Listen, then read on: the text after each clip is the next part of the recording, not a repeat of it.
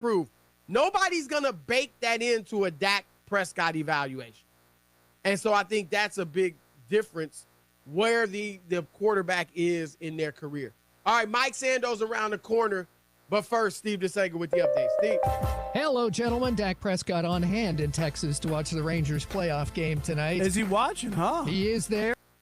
We all have dreams, and at Seaplant Federal Credit Union, we can help make yours a reality. Whether it's your dream vacation, your dream home, or your dream home away from home, Seaplant will walk you through the process from application to closing. Call or visit any of our 9 local Seaplant branches and learn how you can enjoy all our member benefits and finance your dream.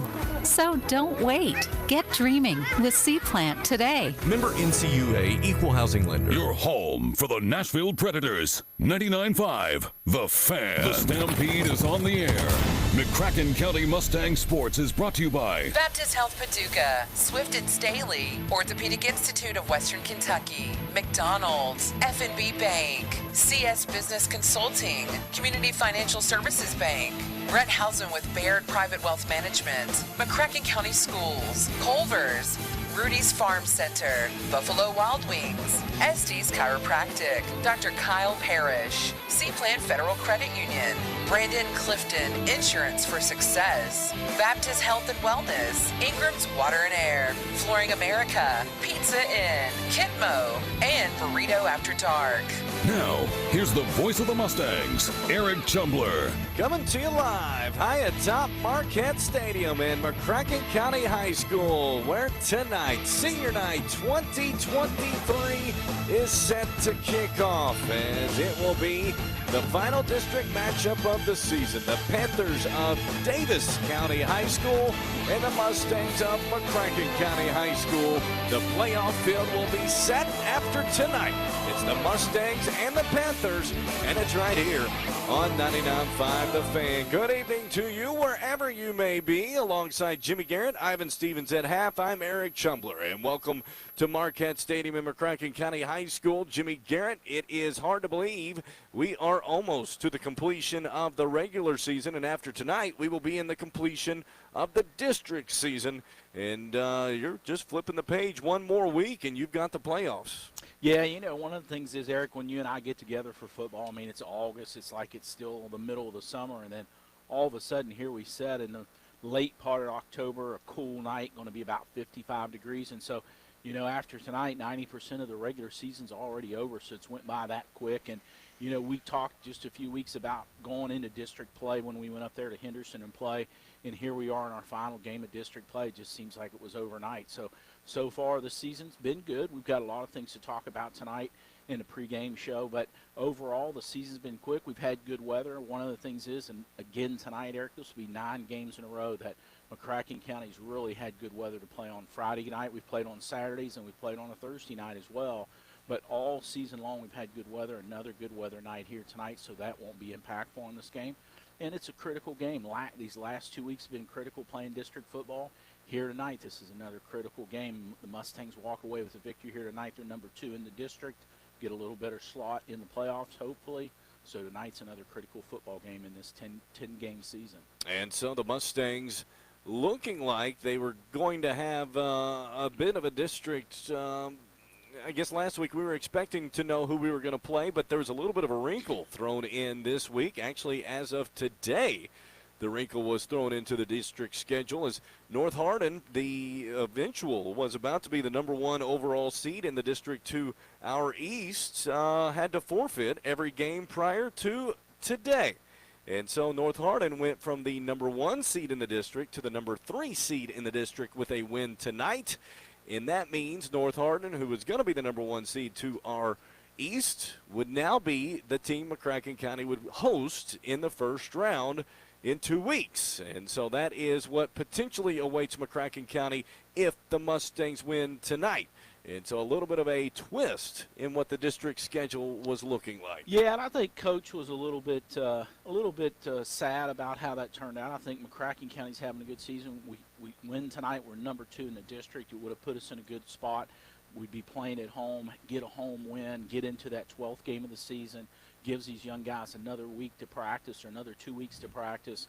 They continue to get more experience, and it just helps continue to develop this program in That's right. McCracken County. So a little bit of an unfortunate break there as far as how the playoffs may line up. We know North Hardin's a tough opponent. We've played them about, I think, 4 years back. You and I went over there. We played North Hardin on their home field.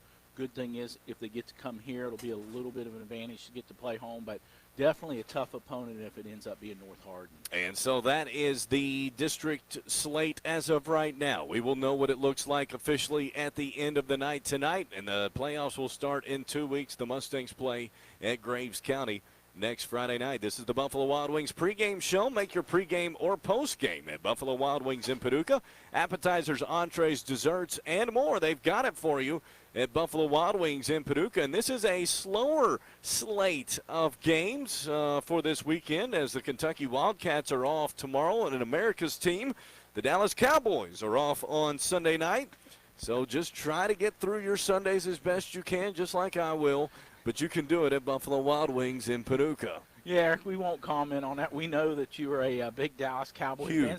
They're having a great season overall. Other than that, the loss they had, I think, out there to the 49ers 2 weeks ago. They made a good rebound this past week and ended up pulling off that game, I think 20-17 in a close ball game. So your Cowboys are definitely having a good season. It helped also that the Philadelphia Eagles lost to the New York Jets, so that only put the Cowboys in a better position in their conference. That's right. And so the way to watch will be at Buffalo Wild Wings this weekend. Appetizers, entrees, desserts, and more. They've got it for you at Buffalo Wild Wings in Paducah. We've got McCracken County. We've got Daviess County. We're going to talk all about the action coming up, but before we do that, we're going to chat about what's going on inside McCracken County schools. No better person to do that with than McCracken County Superintendent, Mr. Josh Hunt, and we'll do that when we return. 99.5 The Fan. If you run a business or a church, you may have thousands or tens of thousands in tax refunds available to you. You've heard of the Employee Retention Tax Credit. CS Business Consulting in Paducah has been filing since day one and is a national leading expert. We've gotten over $90 million in refunds for our clients with a 100% success rate. Time is of the essence.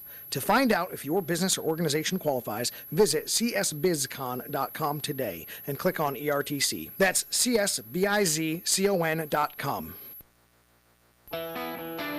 Rudy's Farm Center is your locally owned farm, industrial, and hardware store in Keppel. Now, the Rudy family is proud to be a part of Mustang Nation. Why don't you come out and enjoy a bag of famous popcorn? It's just 10 minutes from the school campus out on Highway 60. While you're there, take a good look at the selection of Traeger wood pellet grills, a great addition for your tailgate party. At Rudy's Farm Center, down Highway 60 in Keppel. It's football season, and no matter who you're rooting for this weekend, Mr. Cool is here to provide innovative HVAC solutions for your home or small business. With our famous patented DIY line or our brand new central ducted system, we help keep America cool in the summer and nice and cozy in the winter, all from right here in your community. So if the ref has you hot or quarterback play has you cold, visit MrCool.com and find out more about our innovative HVAC solutions. Mr. Cool, comfort made simple.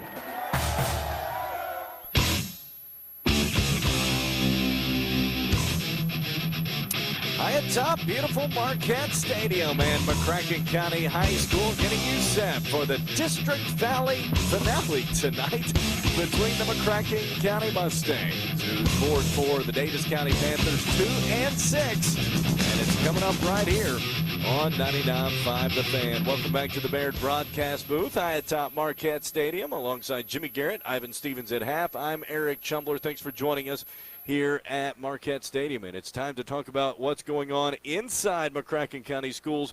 No better person to do that than with Mr. Josh Hunt. And Mr. Hunt, good evening to you, and a fantastic week once again for McCracken County schools. Absolutely, that's good to be here. Thank you for having me again, and glad the schedule's opened up so I can start making it to Friday night football games every Friday night. That's what I look forward to doing. And yeah, we've again, I think it almost.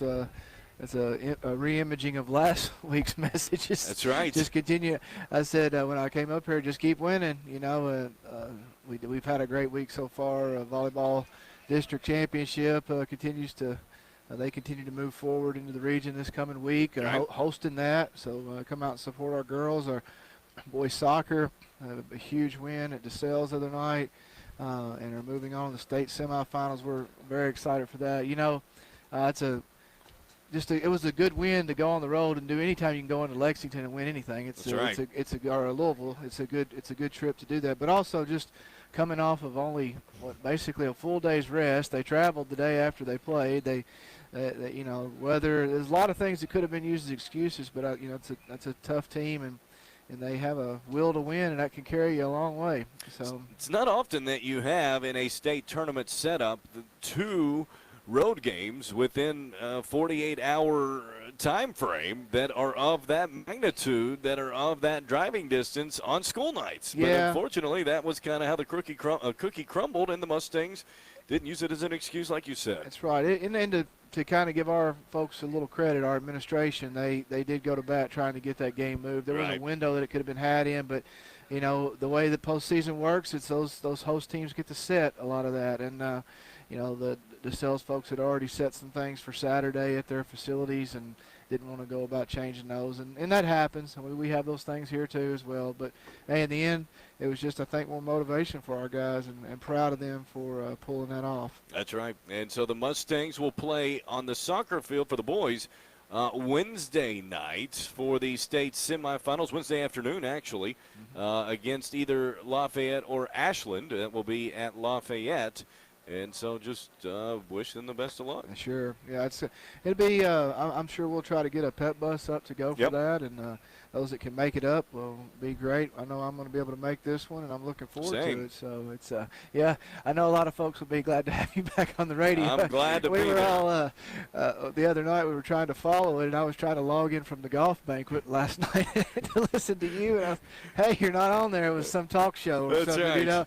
So I said, where's the game? But anyway, about that time, Gino texted me and said, good news. So I was glad to hear it. That's right. And so the best of luck to the Mustangs on Wednesday night. Best of luck to the Volleyball Mustangs Regional Tournament. Congratulations to the McCracken County Lady Mustangs soccer team. Fell short to Henderson County earlier this week at Henderson County, one of the great programs in the state. Undefeated season going into that one, just nothing but great things. I don't think there's enough good that could be said about them as well. They, it was a tough opponent and a tough environment, and they did well, and the experience they gained from that with that team. Right. I think the sky's the limit. I'm looking forward to watching. Good student athletes, good coaching staff. They work hard. I think I told you last week when I was out here, I feel like every time I drove by this summer, trying to get to know the place the soccer team was practicing. So proud of them. And we also got some news today.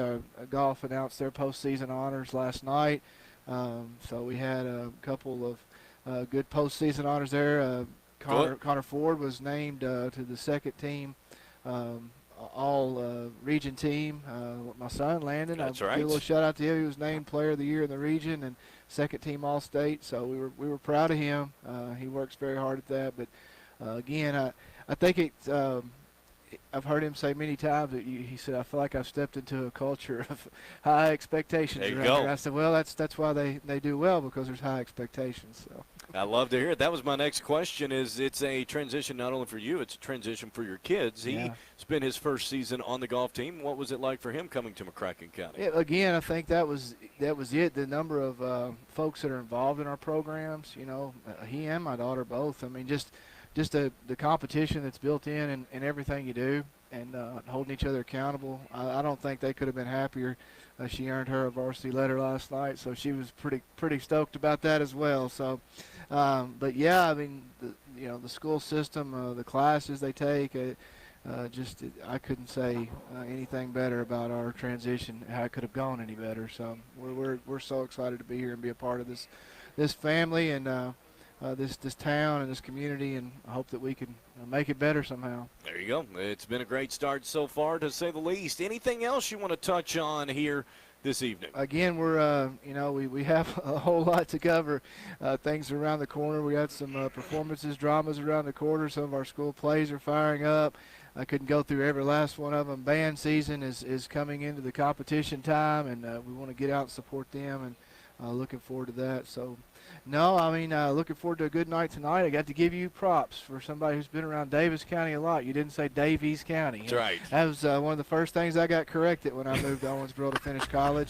It's not Daviess County, man. It's Daviess County. They'll fight you. They will fight you over it. So, but no, we do. We appreciate what you guys do. Again, I say that every week and promoting this.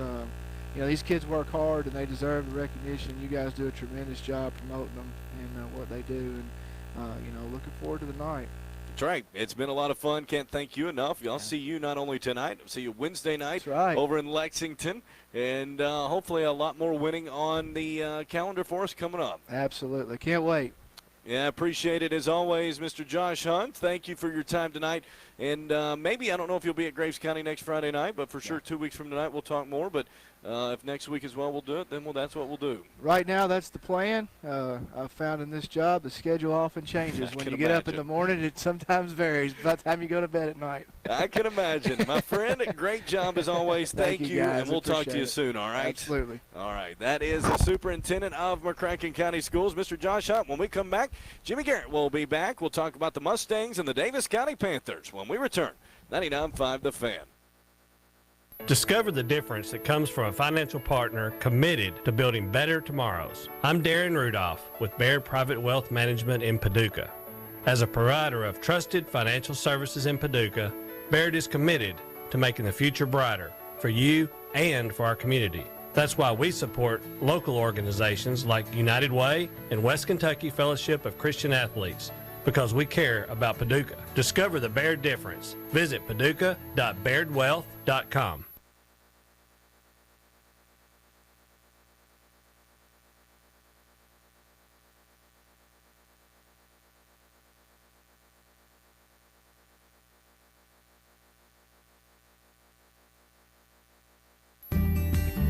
Taking care of your family isn't always easy, so we make sure getting care when you need it is.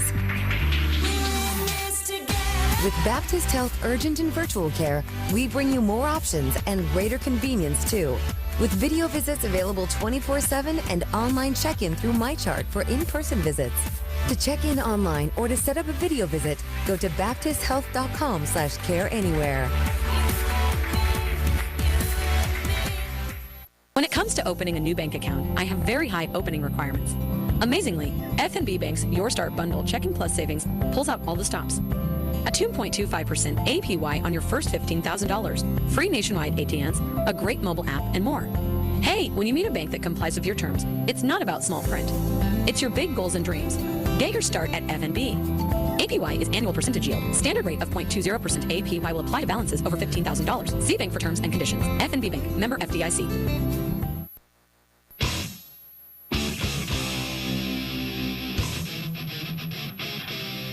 Atop Marquette Stadium, McCracken County High School getting you set for the district finale tonight between the McCracken County Mustangs and the Daviess County Panthers, as we are counting you down to kickoff. 45 minutes away from the Mustangs and the Panthers coming up. 99.5 The Fan. Atop Marquette Stadium in the Baird broadcast booth alongside Jimmy Garrett. Ivan Stevens along at half. I'm Eric Chumler. Thanks for joining us here tonight. Let's take a look overall. We have some leaders for the Mustangs so far, individually, as we look at the 6A statistics. There's some Mustangs that are kind of standing out. Talk about that a little bit, Jimmy Garrett. Yeah, let's take a look. First, we'll look at rushing, and this really came off the game Zeno had last week. He had 193 yards last week against Christian County. That brought him up to a total of 713 yards for the season. So right now, Zeno's ranked number 8 in the 6A across the state. So he moved way up in those stats with last week's performance. When you look at it from a quarterback standpoint, we'll take a look at Maddox O'Neill. He's ranked number 9 in 6A. That passing's based on average per game. He's averaging 173 yards per game. So far this season, he's got a little better than 1,388 yards to be exact. So Maddox is having a good game. And one of the things we got to keep in mind about Maddox is last week he only threw for 30 yards. That was an all-rushing offense by the Mustangs. So Maddox gave up an opportunity there to be a little higher up in the stats just because the rushing game was so good against Christian County. The next guy to take a look at, Cooper Falconite's having a great season. He's ranked number 11. Cooper's at 500 yards. He's averaging 62.5 yards per carry.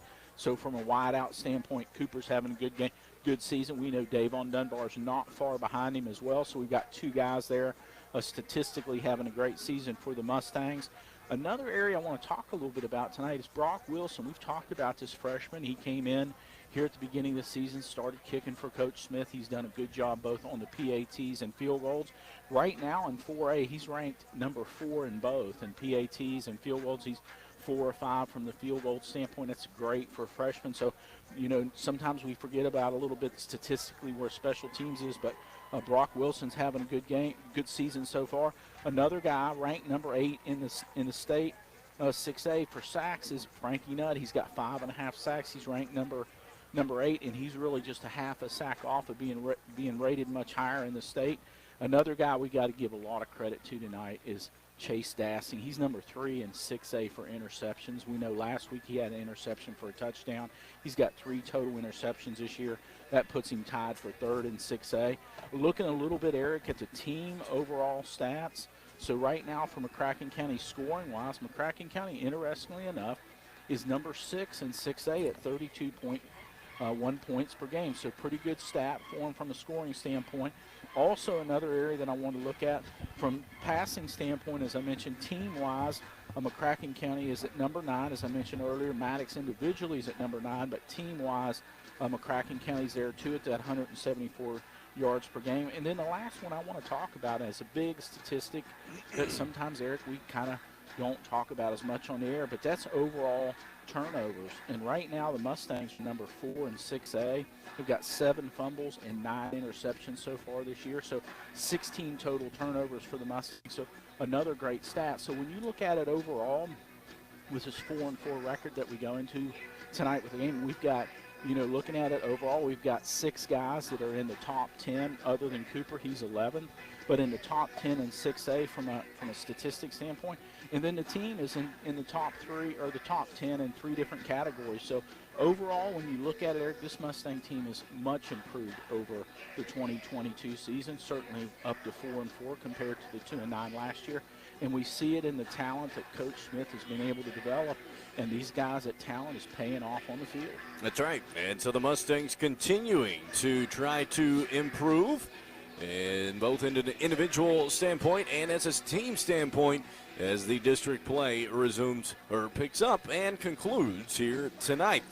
As we sit high atop Marquette Stadium, we're getting you set for McCracken County and Daviess County. When we come back, we will take a look at the Daviess County Panthers and their overall highlights and resume coming into tonight. That's when we return on the Buffalo Wild Wings pregame show, 99.5 The Fan. When it comes to opening a new bank account, I have very high opening requirements. Amazingly, F&B Bank's Your Start Bundle Checking Plus Savings pulls out all the stops. A 2.25% APY on your first $15,000, free nationwide ATMs, a great mobile app, and more. Hey, when you meet a bank that complies with your terms, it's not about small print. It's your big goals and dreams. Get your start at F&B. APY is annual percentage yield. Standard rate of 0.20% APY will apply to balances over $15,000. See bank for terms and conditions. F&B Bank, member FDIC.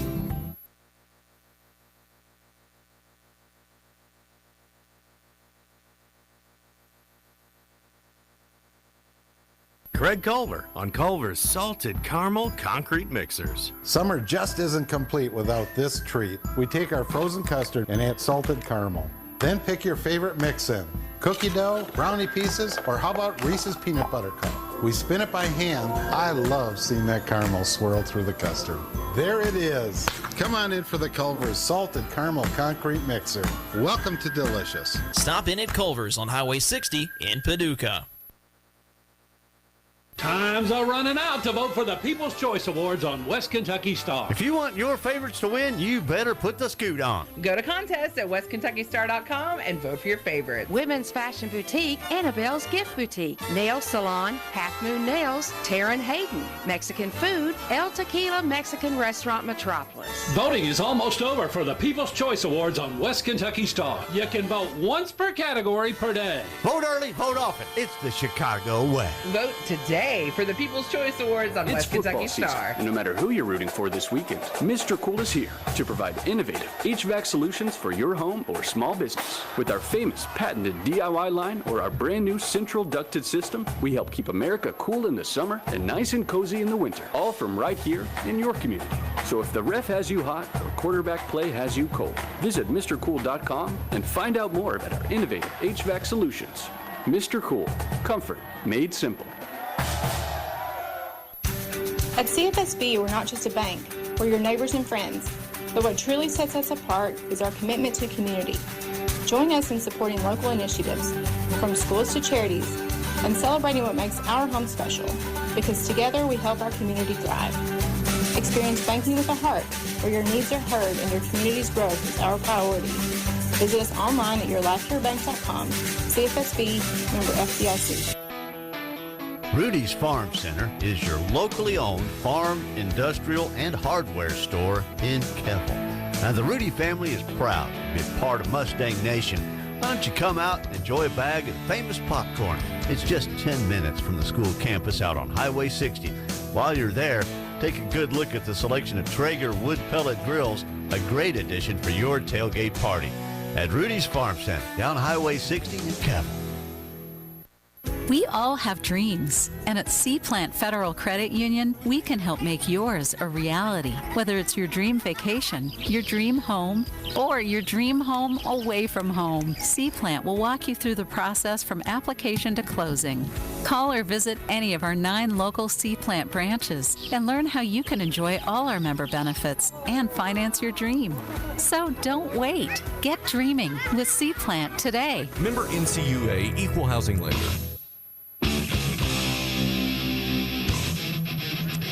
It's at Marquette Stadium, getting you set for the district finale tonight between the McCracken County Mustangs and the Daviess County Panthers. As we are counting you down to kickoff, we are about 35 minutes away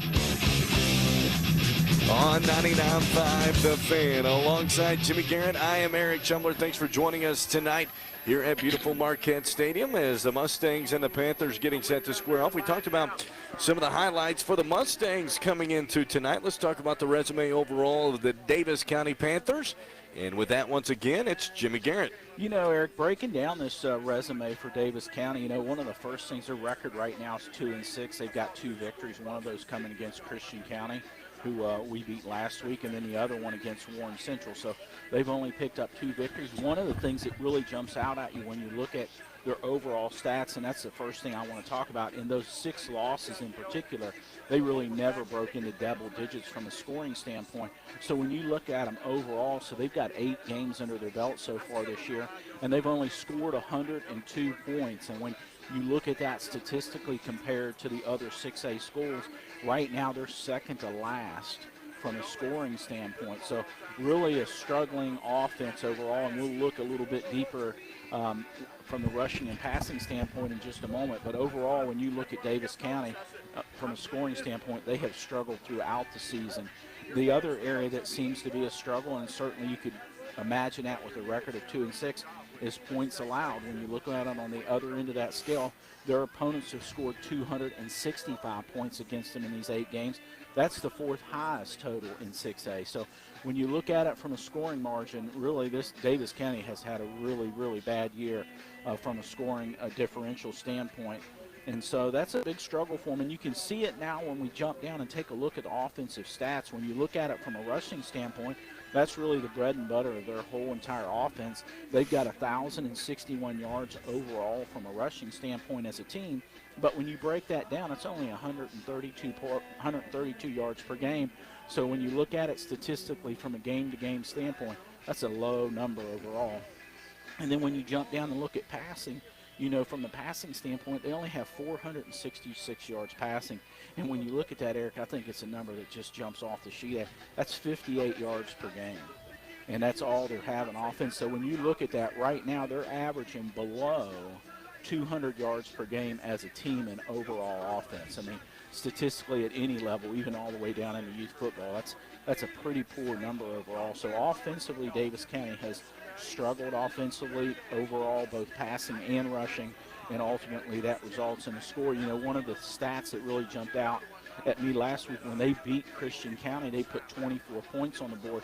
But one of the things that was just mind-boggling, they only had 136 yards offense. They had 59 yards passing and I think 77 yards rushing. So when you look at both the passing and the rushing were under 100 yards apiece, and they were still able to win and still able to put 24 points up on the board. I'll be honest, statistically, that just looked impossible. We come to find out they got one of those on a kickoff return. One of those was an interception to like the 1 yard line. Then they took it in for 1 yard.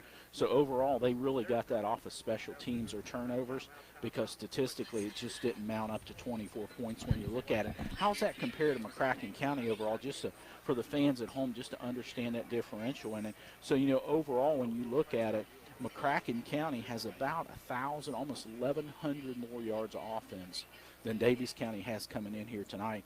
And so that's a huge difference between these two teams offensively. Where does it break down individually for Daviess County? And really, there's not a lot of threat there other than one guy. One guy we're going to talk a little bit about, Eric. I've got it in my notes for the keys to success when we talk about that just before game time, is a guy named Luke Floyd. And I think we've seen Luke before. He's been on this team a couple years. We know he's a pretty good athlete. He's played a lot of different positions. He's done some quarterback work for him. For a little while he was quarterbacking. He's got 96 total yards rushing. He's got 183 yards receiving, and he's got about 90 yards from a passing standpoint because he's played quarterback. So he's played quarterback. He's gotten a lot of rushing yards out of there, and then he's been playing wide receiver for him as well. So he's got a lot of versatility, particularly on offense. To our understanding tonight, he's going to just strictly be starting as quarterback. So it'll be interesting to see how they balance that offense, that Luke's just going to be quarterbacking and not receiving and rushing the ball as he has throughout the season. The other guy I think we need to be concerned about is Gatlin Macy. He's got 390 yards rushing. He's got about 55 yards per game. One of the things is it is a big stat for him. This is a positive point for Daviess County from an offensive standpoint, is he's averaging 7.7 yards per carry. So even though he's not had a lot per game,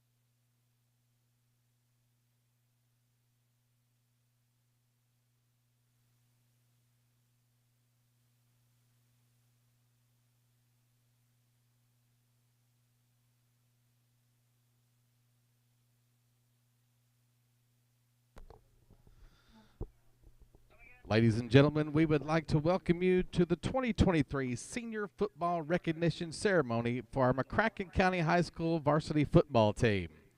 Please draw your attention to the field as we recognize these seniors and congratulate them for their accomplishments and dedication to the football program. Wearing number 1 and playing wide receiver, Quintarius Q. Bailey. Quintarius is escorted by his parents, Christy and Derwin Perkins. Quintarius is a second-year varsity starter with the Mustangs. In addition to football, Quintarius played 3 years of varsity basketball.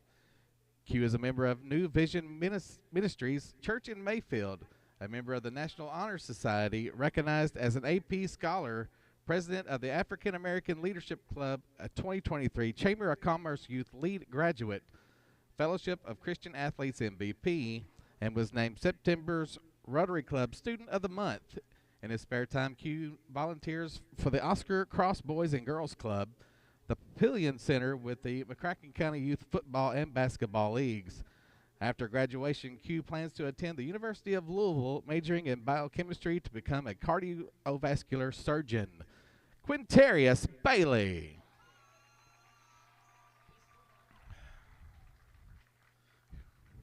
Wearing number 9 and playing wide receiver, Luke McLeod.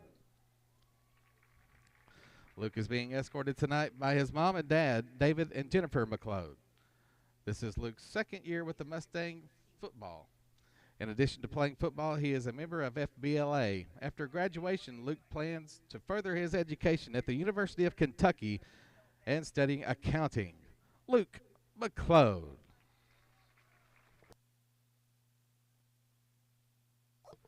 Wearing number 11 and playing corner, Kenlon Thomas. Kenlon is the son of Amy Miller and B.J. Thomas. He's being escorted tonight by Amy Miller, B.J. Thomas, and Torsh Yates. Kenlon is a second-year varsity starter with the Mustangs, and this is his 5th season playing football. Kenlon is currently undecided about his plans after graduation. Kenlon Thomas.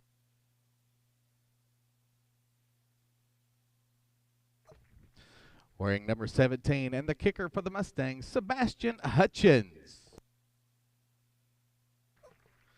Sebastian is the son of Inez Rivas Hutchins and Brad Hutchins. He is being escorted tonight by his parents and brother Mateo. Sebastian is a second-year varsity starter with the Mustangs, and this is his 2nd season playing football. In addition to football, Sebastian has played baseball for the Mustangs for 4 years. Plays golf and loves flying planes.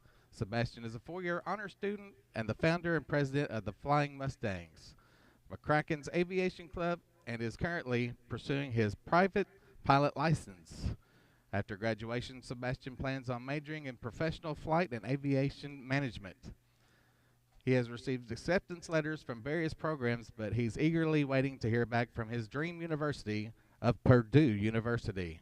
Sebastian Hutchins.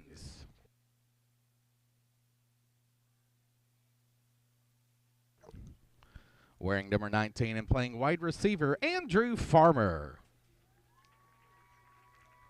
Andrew is the son of Todd and Suzanne Farmer. He's being escorted tonight by his parents. Andrew is a first-year varsity starter with the Mustangs football team. He is a 3-year member of the baseball team and was a 2-year member of the basketball team. Andrew was selected to participate in the Governor's School for Entrepreneurs. He's on track to be valedictorian and was named to the Kentucky High School Athletic Association's Academic All-State First Team. After graduation, Andrew plans to attend the University of Kentucky and major in finance. Andrew Farmer.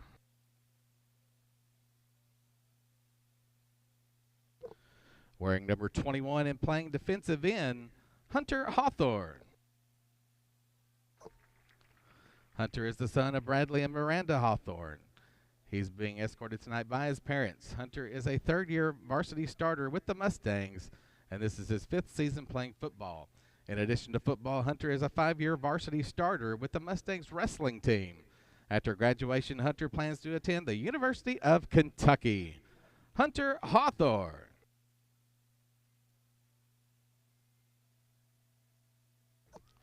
Wearing number 23 and playing free safety and wide receiver is Noah Nyberg. Noah is escorted tonight by his parents, Jason and Kalisa Nyberg. Noah is playing his 2nd year of high school football. In addition to football, Noah has played varsity basketball and baseball at McCracken. Noah has been academic all-state in football, basketball, and baseball. He is a member of the National Honor Society, Beta Club, HOSA, FCCLA, and Fellowship of Christian Athletes. Noah was a peer tutor and a Paducah Bank teen ambassador and part of the Team Ambassador Alumni Board. Noah attends Heartland Church and enjoys volunteering in the community. After graduation, Noah plans to attend college and one day be an orthopedic doctor or physical therapist, Noah Nyberg.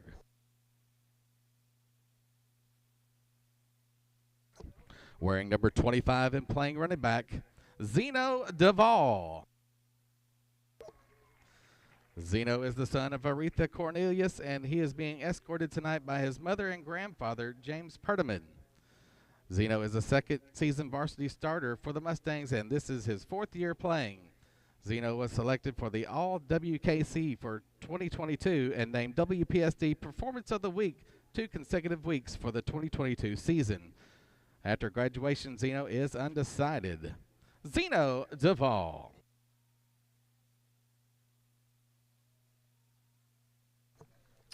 Wearing number 26 and playing defensive back, Bryce McTaggart.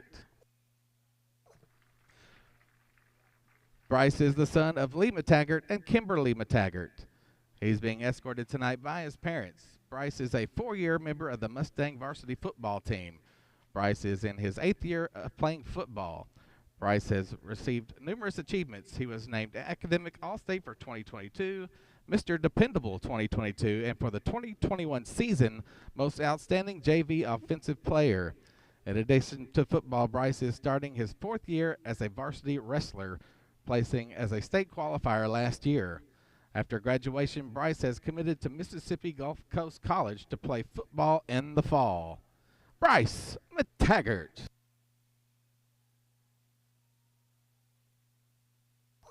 Wearing number 29 and playing linebacker and tight end is Tristan Byer. Tristan is the son of Tara Cornett, Chad, and Deshae Byer. He is being escorted tonight by his mom, dad, and stepmom. This is Tristan's 10th season playing football and his 4th as a Mustang. He has played many positions on the field from quarterback to linebacker. In addition to football, Tristan is an avid snow skier. He is active in his church and has served on the tech team, volunteered in children's ministry, and at kids camp. After graduation, Tristan plans on attending WKCTC. He is undecided where he will pursue his 4-year degree. He intends on studying in the field of criminal justice and wildlife management. Tristan's goal is to aim for a career as a game warden. Tristan Byer.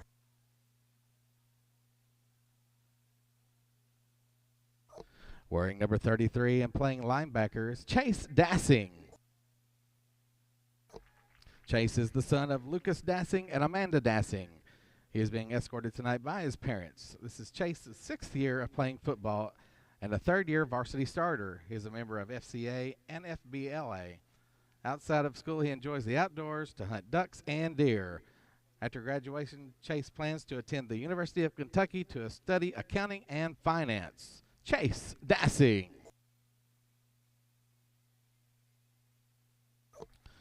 Wearing number 45 and playing defensive end and middle linebacker, Frankie Nutt. Frankie is being escorted tonight by his parents, Sarah Penrod and Frank Nutt, and grandmother, Kathleen Penrod. Frankie is a 3-year varsity starter for the Mustangs, and this is his 6th year playing football. In addition to football, Frankie is also a 4-year varsity letterman for wrestling. He has wrestled for McCracken for 8 years and is a 3-time state qualifier, a 2-time national placer, and a top 10 wrestler in the state of Kentucky. Additionally, Frankie throws shot put and discus for track and field. Frankie has been in choir since the 5th grade and is a member of the men's Mustang Chorus. After graduation, Frankie plans on attending an undecided university and will major in exercise science with a minor of business and marketing, and plans on coaching and mentoring for high school students. Frankie Nutt.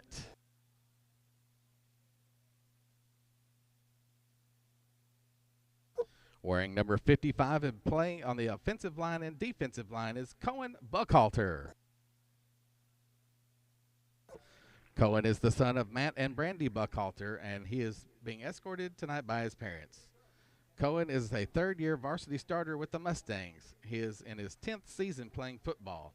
He enjoys spending time with friends and family when he isn't on the football field. He is looking forward to graduation and attending college in the future. Cohen Buckhalter.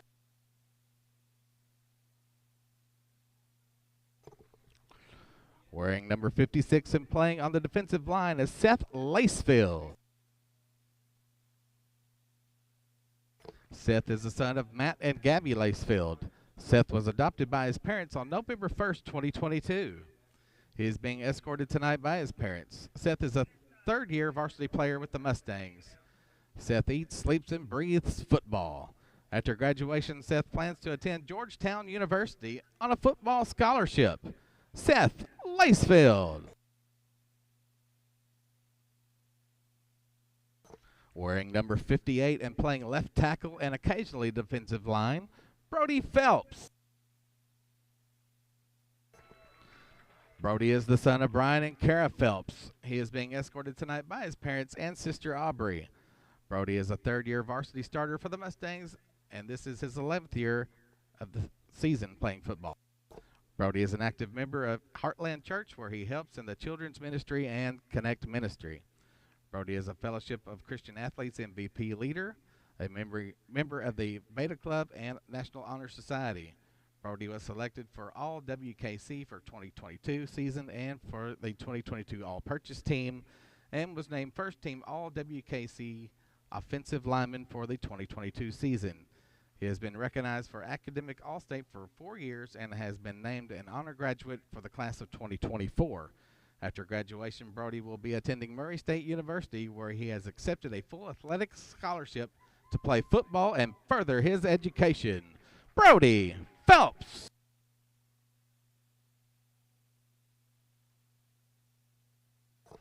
Wearing number 68 and playing center and defensive line, Gage Cunningham. Gage is the son of Chris and Amanda Cunningham, and he is being escorted tonight by his parents. Gage is a 3-year varsity starter, and this is his 11th season playing football. Gage was selected for the 2022 All-Purchase football team.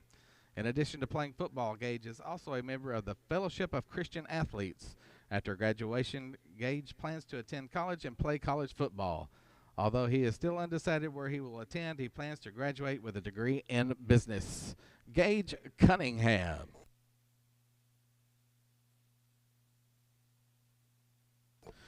Wearing number 69 and playing left guard, Hunter Thompson. Hunter is the son of Gary and Sarah Thompson. He is being escorted tonight by his parents and little sister, Avery. Hunter has been playing with the Mustangs for 5 seasons. In addition to playing football, Hunter enjoys hunting and loves to cook. Hunter is undecided about his future plans but would love to work in sports media. Hunter Thompson.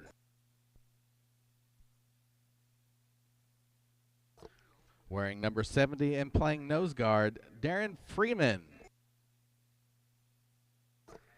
Darren is the son of Alicia Walker and is being escorted tonight by his mother. Darren is a first-year varsity player with the Mustangs, and this is his 7th season playing football.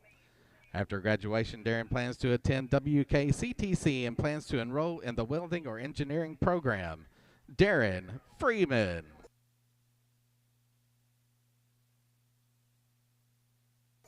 Wearing number 76 and playing on the offensive line, John Michael Freeman. John is the son of Bill Freeman and Missy Freeman. He is being escorted by his parents. John Michael has enjoyed being a part of the Mustang family. He has played football since the 3rd grade. In addition to football, he likes hunting, fishing, and riding his 4-wheeler. After graduation, John Michael plans to attend college and study maritime. John Michael Freeman. Ladies and gentlemen, let's give one more round of applause for these seniors.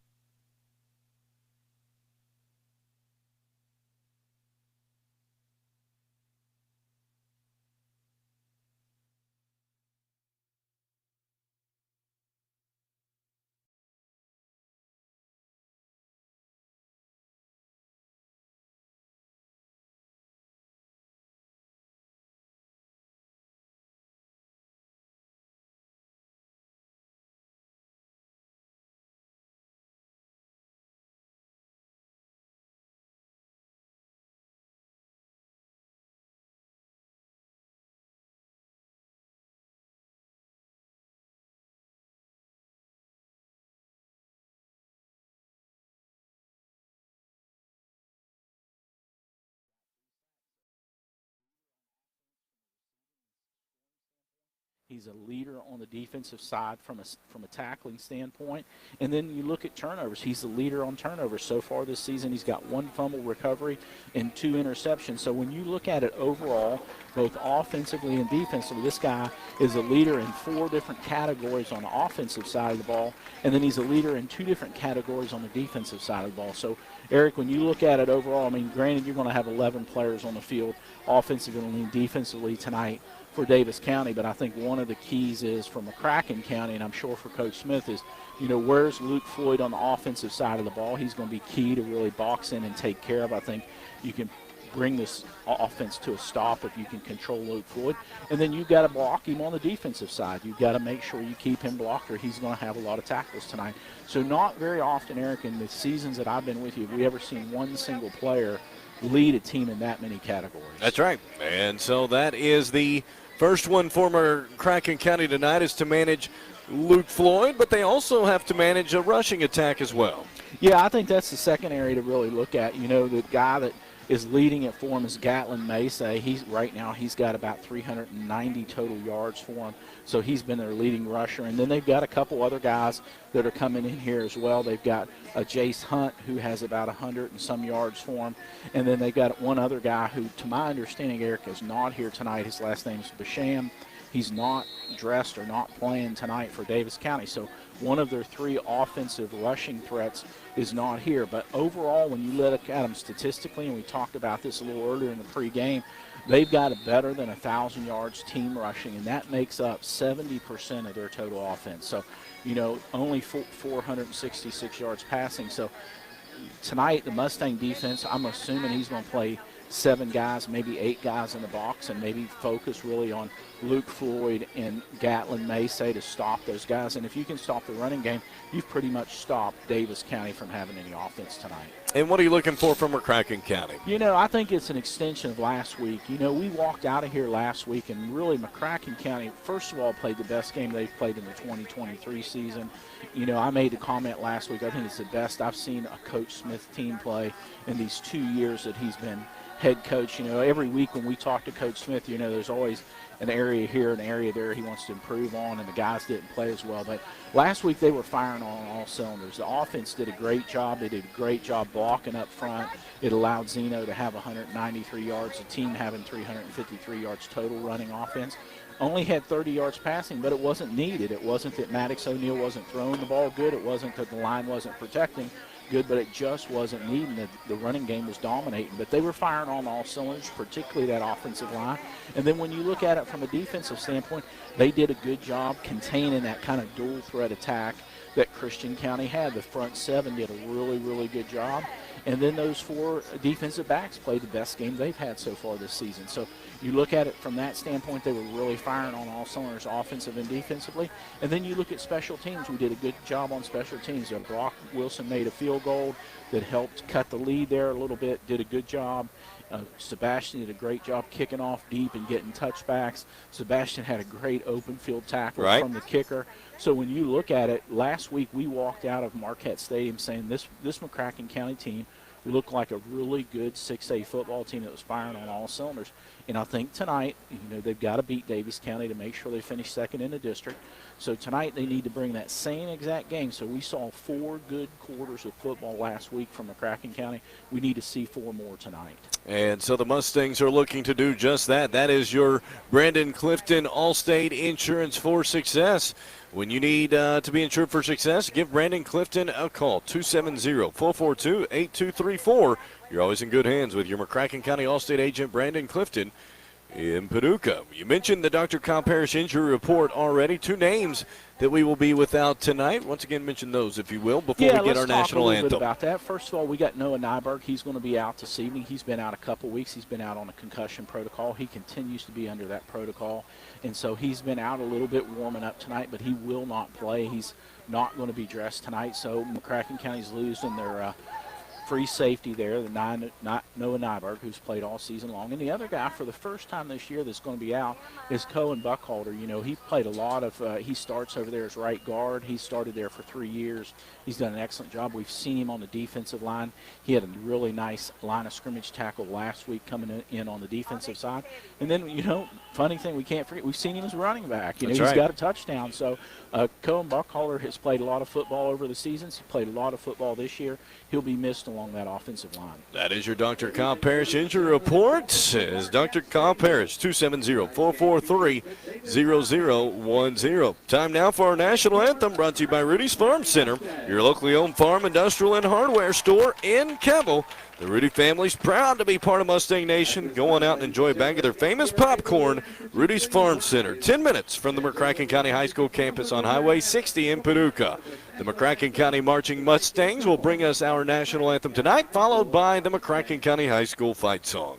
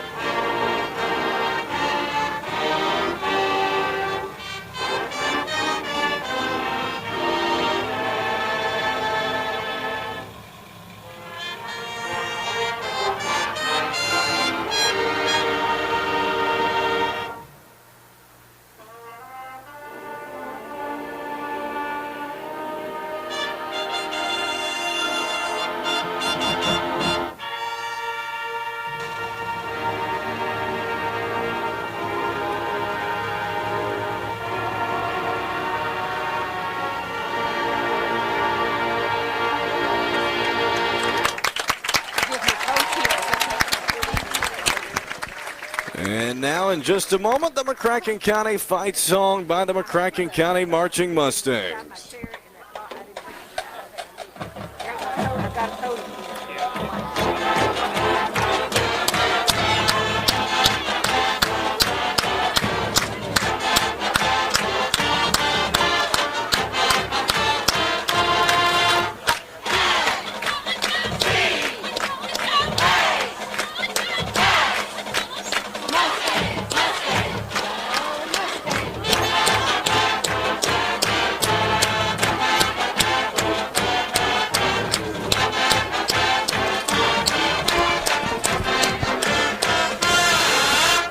Wonderful night here at McCracken County's Marquette Stadium as we get you set for the district finale tonight between Daviess County and McCracken County. We are just moments away from the captain's meeting in the middle of the field, and we are inching closer towards kickoff here tonight. Let us know you're listening on the Sailor Connection text hotline, 270-557-8223,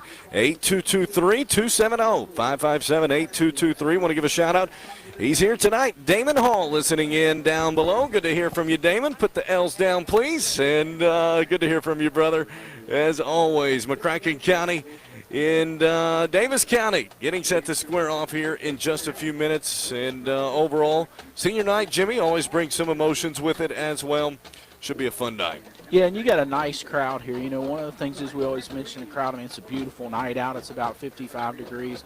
You got a lot of folks out here to see these seniors tonight. So you got a great crowd here tonight for some Mustang football. And so it's a great evening. You know, when you look at it, I mentioned it earlier on the air, we've had great weather now for this, the 9th game of the season. So some years you have a lot of rain, you have some cold nights, you have some difficult nights to play in. But here again tonight, 9th game of the season, the Mustangs have another beautiful night here at Marquette Stadium. That's right. As McCracken County is awaiting, actually, Daviess County. They've yet to come on to the field tonight, so the Mustangs playing the waiting game. They had to wait already 30 minutes for the Daviess County Panthers just to start kickoff here tonight. The officials right out there waiting as well. I think some frustration from both the officials and the Mustangs on the Panthers right now. Yeah, Eric, one of the things is I've never seen Daviess County come on the field at all. They didn't come on the field and do much warm-up, did they? They did not. And so they were warming up back in the indoor facility, and they now make their way onto the field to our right. And so we were looking at an on-time start, but it is certainly not the case now as we await the Panthers. And so that is what we're waiting for right now. As we look at this one before us tonight, really, the Mustangs, if you win, you get that number 2 seed. You have a home game in 2 weeks. That's what the Mustangs are playing for. Yeah, and I think that's critical. When you go into the playoffs, if you can play at home, even if you got a tough opponent, possibly North Hardin, there's still an advantage there. These guys can practice all week here, not have to worry about getting on the bus and traveling over to Elizabethtown or some other place here in Western Kentucky. So there's a big advantage to playing home. And I think for Coach Smith, he'd like to get a home playoff game here no matter who the opponent is. And it's another opportunity for these seniors to play in front of the Mustang fans here at home here in a couple weeks. So this win is critical tonight. I think overall getting off to a good start and just playing that good, consistent football that we saw out of them last week at Christian County. And these seniors can walk off this field tonight with their head high that they've done a good job this season and won 5 football games, particularly the last 2 here at Marquette Stadium. And that's the main thing. Last week, one of the best performances we've watched from them, looking to put together that for back-to-back weeks. Yeah, and I think, like we said, they fired on all cylinders. Everybody played good football. The offensive line was an area that Coach Smith really wanted to see improvement. He had some high hopes coming into this season with his offensive line. At times they played well, but last week they played up to the level of expectation, and that's what made the difference on the offensive side. They opened up some huge holes for Zeno to run through, and Zeno did a great job taking advantage of them, racking up 193 yards. But when you look at it overall, we had 353 yards of offense last week from a rushing standpoint, and you got to give the credit to those front line, and they did a great job on that. And then Maddox did a good job maintaining the ball from the passing and handing it off and didn't turn it over. So Maddox had a good football game there. And then, like we talked about earlier, the defensive front 7 in particular last week played a great game right along the line of scrimmage. They need that tonight with a pure, really rushing offense that we're going to see from Daviess County tonight. That playing along the line of scrimmage is going to be a key to keep that offense off the field and let McCracken County's offense do the work. Donald Gilmore is the head official tonight. Damon Hall just mentioning to his credit, Mr. Gilmore, you see him on the basketball court a lot. You see him on the football field a lot. He has been doing it for a long time, including 30 years ago when Damon even played. It looks like the Mustangs have won the toss. They will defer to the second half. And so Mr. Gilmore's crew is our crew tonight, and it is a very good crew. Actually, you and I and Ivan, we like to go to Applebee's after every game.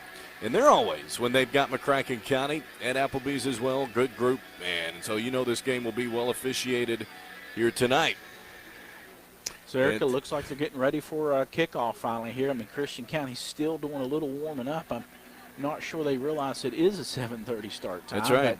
But, as they still maintain kind of a warm-up setup out on the field there around the 5-yard line. So, hopefully they're warmed up. Like you said, they've been over in the indoor, taking their time warming up. But not too often do you see a team arrive on the main playing field just 60 seconds before kickoff. And so that is the situation here tonight. The Panthers break the huddle. Now they head out towards the field. A small number of Panthers compared to what we have seen the last few years in terms of number of kiddos on the roster. It's a little bit smaller this year than normal for the Panthers.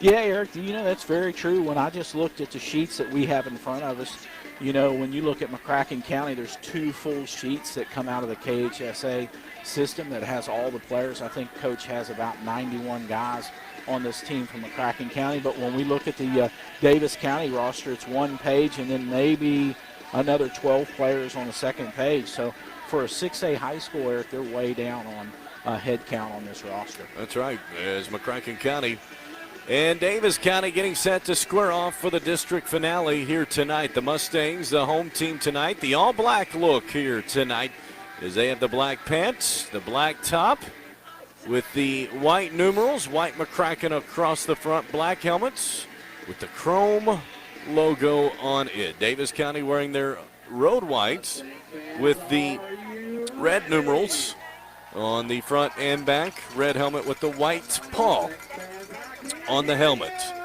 And so we are set for football here tonight. McCracken County and Daviess County. The Panthers will get the football first, and Sebastian Hutchins will kick off for McCracken County here on Senior Night 2023. So Hutchins set to kick off. The Panthers set to receive with 2 back deep around the 10-yard line. They may need to back up just a little bit. Not certain they understand the power that Hutchins has been putting into his kickoffs this season. And so here we go. We are awaiting the go-ahead. We have it. Sebastian Hutchins comes to it and puts a nice boot on it, and that will go straight into the end zone. Just like I told you, it will be first down and 10 for Daviess County. As I look at the Sailor Connection text hotline tonight is Chad Halls and Coach Tony Hayden listening tonight. Good to hear from you all as always.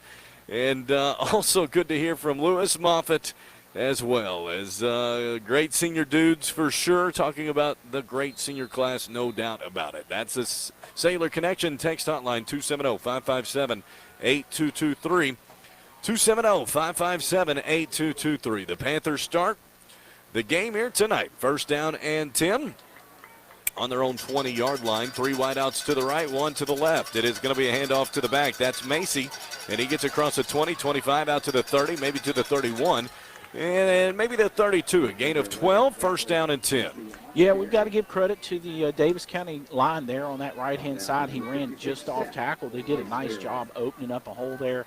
Ended up boxing Charlie Higdon out from getting a tackle there. It was a nice block right there in the hole and really made a nice hole for Macy to come through there and pick up an easy 12 yards on that first play. First down and 10 for the Panthers on their own 32. No score, just underway. It's going to be Macy again, this time stretching it out towards the sidelines. Cuts it up now, 35-40, big hole, 45-50. Sheds a few tacklers out to about the 41-yard line. Nice job on first down, back-to-back plays by the Panthers.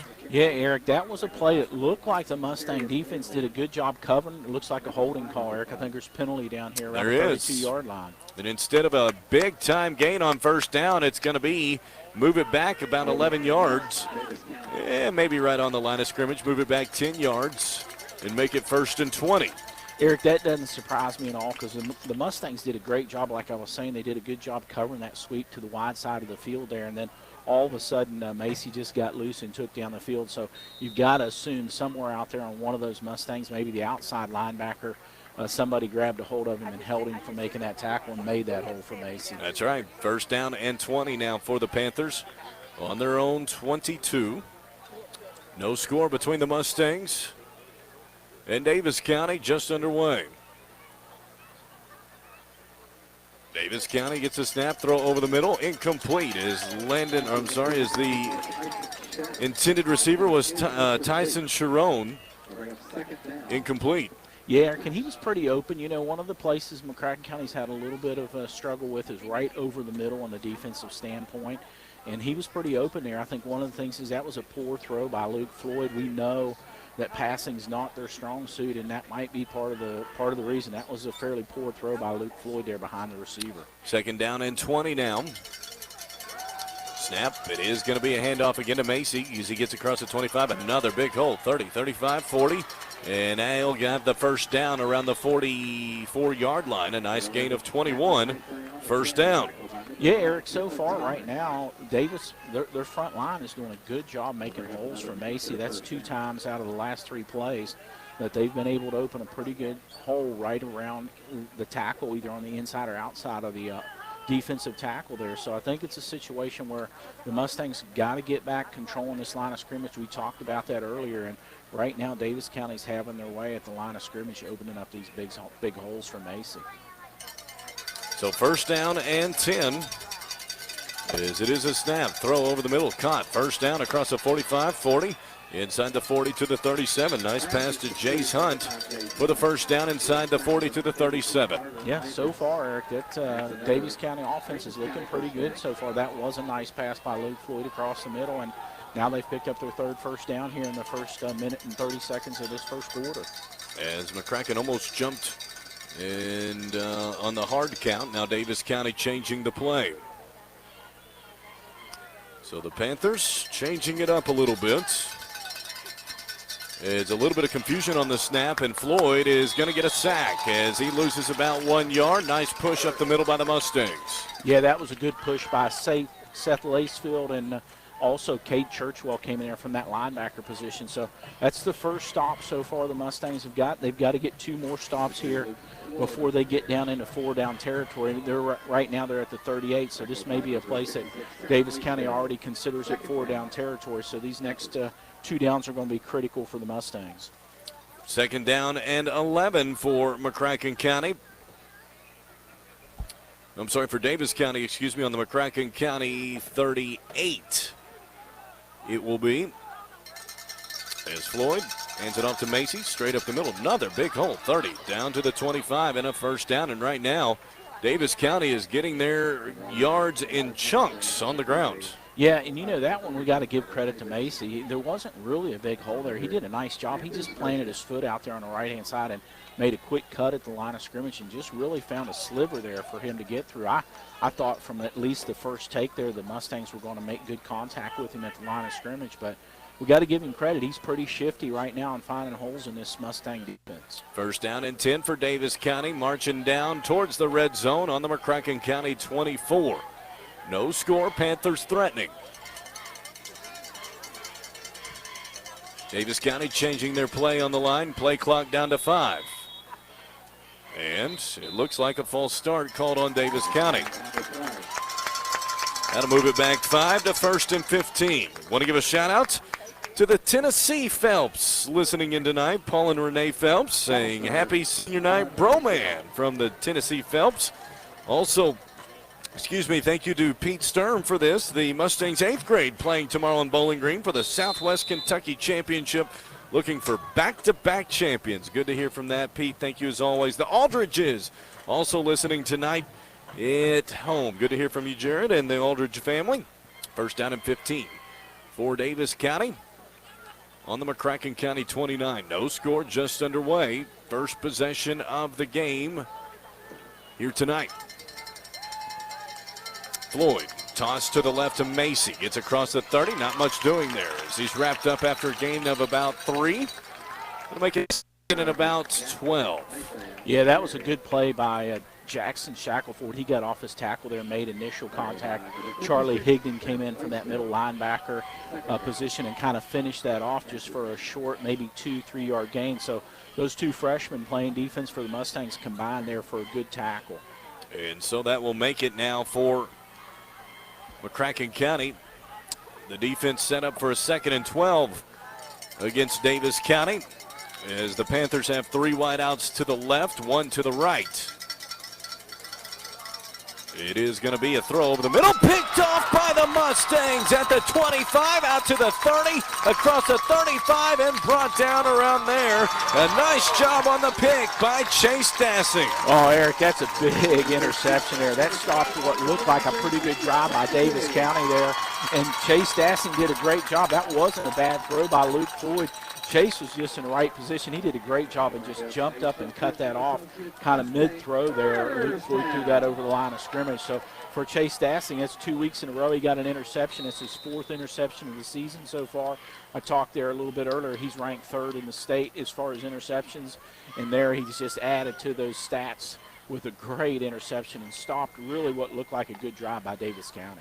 So first down and 10 for the Mustangs as it will be a quick throw to the left. It's caught but blown up immediately and dropped by Daviess County as it was intended for McCracken County to Davon Dunbar. Yeah, that was a nice hit there by Jace Hunt. He timed his hit perfectly just as Davon came down with that. He gave him a good shoulder. It was a good, clean contact, but it ended up causing Davon to drop that ball. So credit to Jace Hunt there. That was a nice defensive play, but it was a good throw by Maddox O'Neill. It was right spot on where he needed to hit Davon in his stride. It was just a nice play overall by Daviess County. Second down and 10 for the Mustangs on their own 36. No score, 7:28 in this first quarter. Is now some confusion. And the flag is on the play. As I look, I want to give a shout out to Sheila, Mickey, Henry, and Lila Davis watching and listening from home tonight. Good to hear from you all as always. Jane Edwards is sitting right here in front of us tonight. Good to see you, Miss Jane. Also, Brendan Evers watching on YouTube tonight and gives a compliment to Mark and Christy and the crew. And they are indeed awesome. And so the penalty is against McCracken County. Moves it back 5 yards. 2nd and 15 now for the Mustangs. On their own 32 as O'Neill throws to the left. It is caught across the 30. And not much there is a good effort for McCracken County by McLeod, but unable to shake free. No, that was another good coverage play by Daviess County. I mean, McCracken County executed that play fine. Luke just wasn't able to get around the defender there, and he made a good first stop, kind of getting him around the ankles there, and it just ended up being a stop. Ended up, Eric, being a loss of about 3 more yards. So, right now the Mustangs are looking at about 3rd and 17, maybe 3rd and 18. All right, 3rd and 17 for the Mustangs on their own 30. Snap, dropping back, looking. He's going to air it down the left side, and it's well overthrown and complete. And so that'll make it 4th down for the Mustangs. Yeah, Eric Maddox, I don't think he liked that throw. He's a little bit frustrated with himself. I'm not sure what he saw there, but he was not happy with the throw there that he put downfield there. Actually overthrew Davon by probably 3 or 4 yards, so Davon really didn't have an opportunity. So this is a little bit of an auspicious start for McCracken County's offense here in this first series. So the Mustangs will punt on their own 30-yard line. Back deep for Daviess County, I believe, maybe Jace Hunt. For the Panthers, no score. Both teams unable to put up points on their first drive. It is a sidewinding wobbler. It bounces around the 47, goes to about the 44. That's where the Mustangs will down it. Decent field position for the Panthers. 1st down and 10 on their own 44. Yeah, Eric, a little bit of a tough start here. I mean, the Mustangs are going to have to settle down here defensively. Daviess County had a good drive going there to Chase, got that interception. So they need to play a lot better along the line of scrimmage here. This front 7 does to keep Macy intact and not let him have the open runs he had in that first series. And then here shortly when he gets his offensive back on the field, this offense is going to have to get firing too. So the Mustangs, Eric, need to settle down here midway through this first quarter. 1st down and 10 now for Daviess County. As a snap, it is going to be a handoff to Macy. Goes across the 45-50. 1st down to about the 45-yard line. Gain of about 11, maybe 12. 1st down for the Panthers. Yeah, Eric, they've got something there that they've seen on the film that they're really able to take advantage of so far in this Mustang defense. I mean, if I just take a quick guess, I think for Macy, that's probably 5 carries for him so far tonight. 4 of them have been in double digits. 1st down and 10 for the Panthers on the McCracken 44.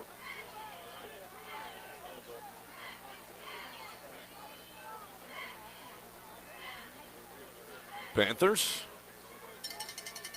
have the snap. It is going to be a handoff. This time it's to Macy again, and not much there. Mustangs had him locked up in the backfield. Loss of 1, 2nd and 11. Yeah, that was a good play by 2 guys. Frankie Nutt ended up coming down as he should as a defensive end and really cut him off. And then Q Bailey came from that nose guard position there and came right in behind him and made a nice tackle. So the combination of Frankie Nutt and Q Bailey there ended up being a tackle for loss and putting him in the 2nd and 11. No score, 5:38 here in this first quarter. Panthers, 2nd down and 11 on the McCracken 45. It is another handoff to Macy. Big hole again, 40, and then hit hard on the play by Kenlon Thomas. But he was able to gain a nice chunk of 9 from 2nd 11 to 3rd and 2. Yeah, he did a nice job there. He felt that hit. Kenlon Thomas put his shoulder on him there, Eric, and really blasted him on. And so maybe that'll slow him down a little bit, at least make him think about what's going to happen once he gets past that line of scrimmage. Hopefully Kenlon gave him something to think about on this next down. And so, 3rd down and 2 for Daviess County,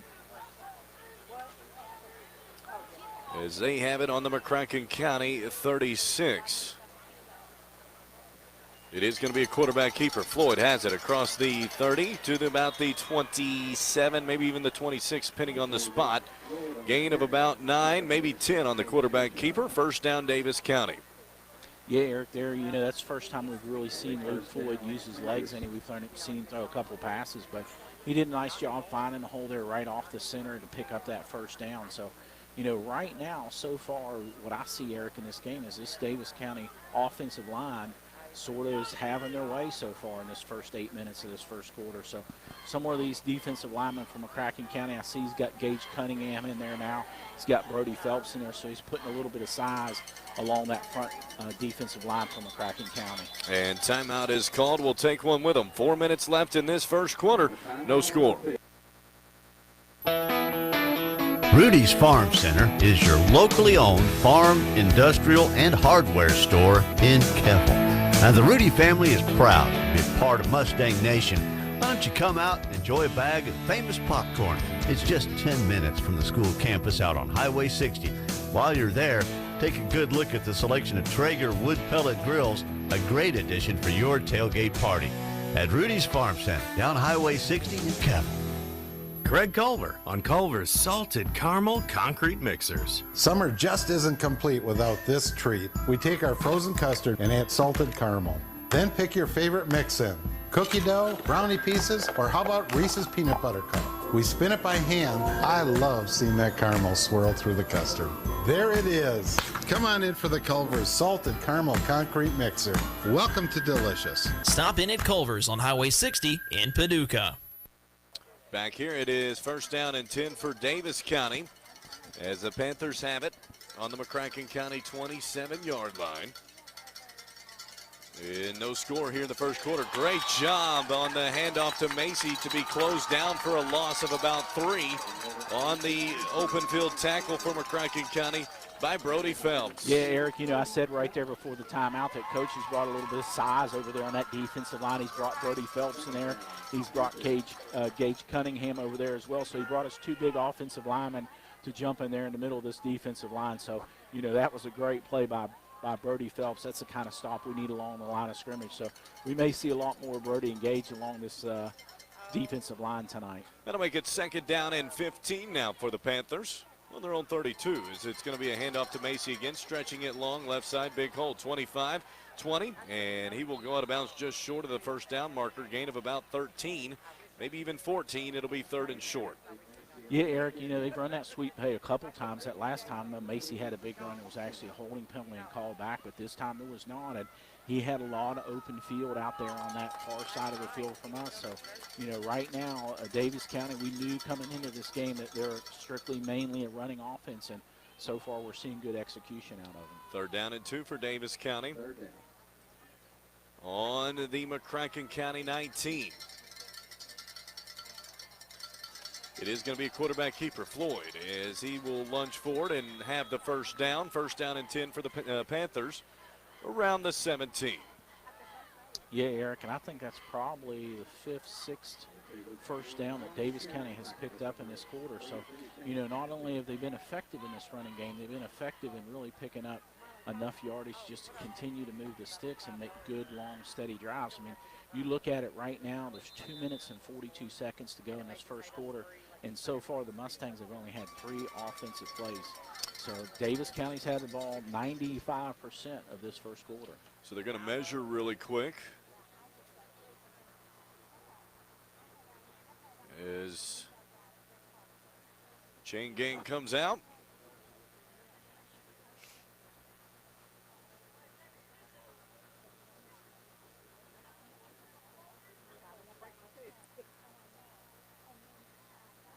And so they will get the chain set up. And it's just about, I'd say, a football and a quarter length short, which will make it 4th and inches for Daviess County. They'll definitely go for it here on the 19. In fact, they're already ready to go line up, waiting for the chain gang and officials to get set, and we will have a 4th and short.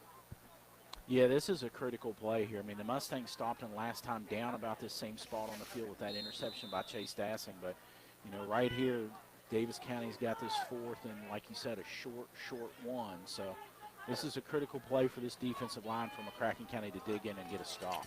4th down and 1. Floyd moves now under center. He's going to toss towards the right side. 1st down to about the 15, gain of about 2. And a new set of downs for Daviess County. Yeah, Eric, with that 1st down here, if they continue this drive, they're going to consume this last 2 minutes and 21 seconds of this first quarter. And for the Mustangs, granted it's a 0-0 game with Daviess County threatening to get on the board first here, being inside the red zone. But for the Mustangs only getting 3 offensive plays and a punt in 1 quarter, boy, that's really limiting McCracken County's offensive opportunities. No doubt. And credit the Panthers for stringing together the drive here tonight to make this a possession game so far in favor of Daviess County. No score, 155 in this first quarter. Handoff again to the back. Macy inside the 10, inside the 5, down to about the 4. And that will be good enough for another 1st down and goal at the 4. Yeah, Eric, one of the things is Macy continues to do, and for the fans at home, he just kind of strings down the line of scrimmage till he finds him a hole, and he's just got a quick first step. He plants his foot and cuts up field, and so that's how he's being so effective so far tonight, is he just takes his time down that line of scrimmage, finds him an opening, and just immediately cuts up field with a quick first step. He's not quick overall as far as speed, but that first step is really giving him a big opportunity, and once he busts that hole, he's got some wide open field in front of him. 1st and goal for the Panthers. Inside at the 4. It is going to be Macy again. Cuts it straight up and barrels his way into the end zone. Touchdown, Daviess County. Yeah, Eric, he's been effective. I mean, we've got to give credit where credit's due. That offensive line so far is playing well for Daviess County. Macy's been able to find a hole virtually every time he's run other than a couple plays. And so, you know, right now their dominance along that line of scrimmage is paying off for this running game. So the Mustangs need to get their offense on board. The defense has had to play really this entire quarter. Now we're down 1:17 left. So for the defense, they need to get off the field. McCracken County needs a good drive and let them rest a little bit. And so the extra point is up and good with 1:17 left in this first quarter. Panthers strike first to make it 1-0. And if you're Daviess County so far, first 10 minutes, 50 or 43 seconds of this one, you have to be enthused. Your offense right now is really had a great job with time of possession, and if not for a turnover, they've put together 2 really good drives. They have. You know, Eric, I'll be honest, I'm surprised tonight coming up and looking at this game and getting prepared for it. I really thought this was a game that the Mustangs really could jump out on top of Daviess County.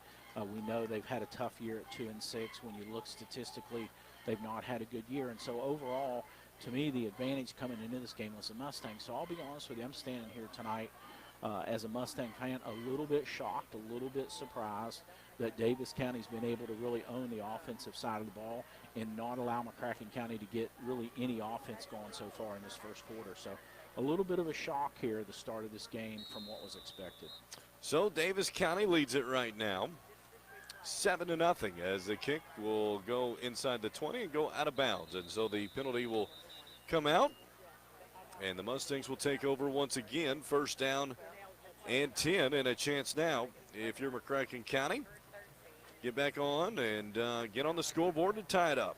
Yeah, this is a good opportunity. You're starting out at the 35, so this offense needs to get cranking. They had a penalty last time that set them back and put them long on the sticks there at 2nd and 15. And so this is a place where this offense really needs to settle down, make a nice drive. Like I said, let the defense rest some, and so that we can get back in this game, get it even up, and let the defense settle down. And so 1st down and 10 for the Mustangs.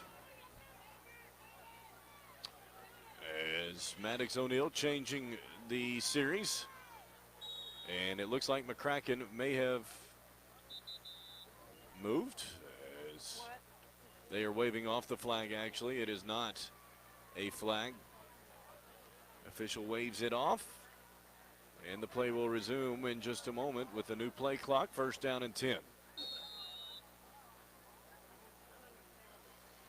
So first down for the Mustangs. Trailing 7-0. It is going to be a handoff to Zeno as he is wrapped up right at the line of scrimmage. No gain. Maybe a yard, depending on the spot. Yeah, Eric, there the defensive end, number 52 for Daviess County, came off that defensive side. This is close side of the field, near side of the field. He came in there really unblocked, didn't give Zeno a chance really to get started at all. He really made contact with him at the line of scrimmage. It looks like they're going to give Zeno just a short, maybe half-yard gain there, but somebody didn't pick up number 52 there, and he just had a wide open field to get Zeno in the backfield and stop him before he got any momentum. 40 seconds left in this first quarter. 7-0. Daviess County on top.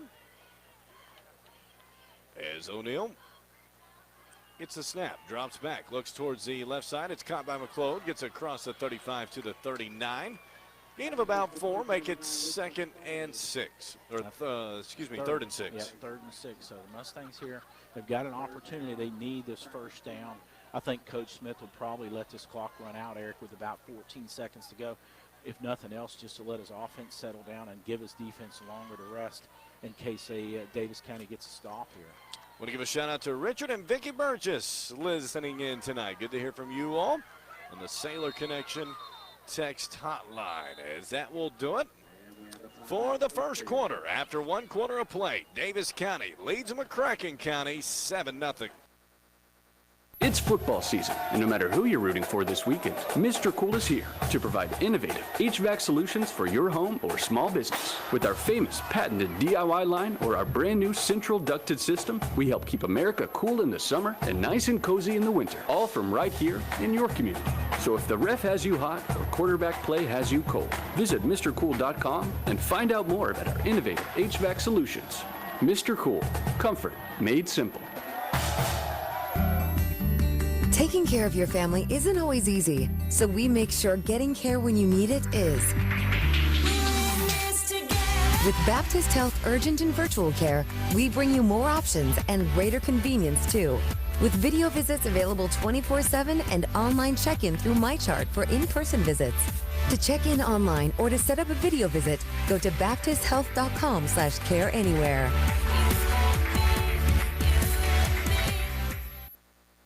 Start of the second quarter, third down for the Mustangs, trailing right now 7-0 as we welcome you back to the Baird broadcast booth. The Mustangs facing right now a 3rd down and 6. As it is going to be O'Neill rolling to his right. Now airs it over the middle, wide open, but dropped by Q Bailey. As Q had it right at the 50, but maybe looked up a little too quick.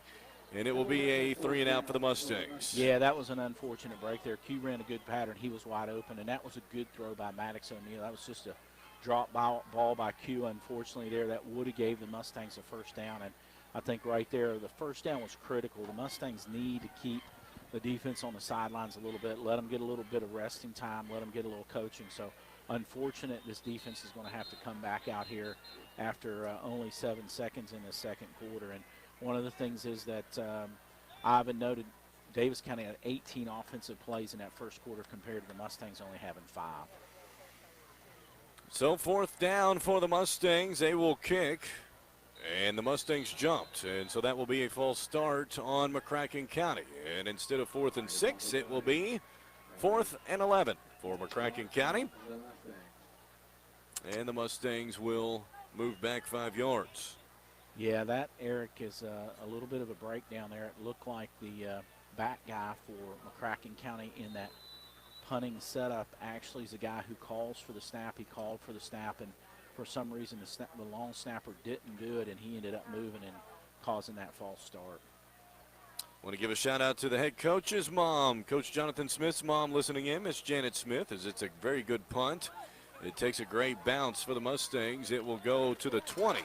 And so that will be a punt of about 46 yards for McCracken County, and that's at least favorable to make Daviess County have to go almost full length of the field to try and get something going.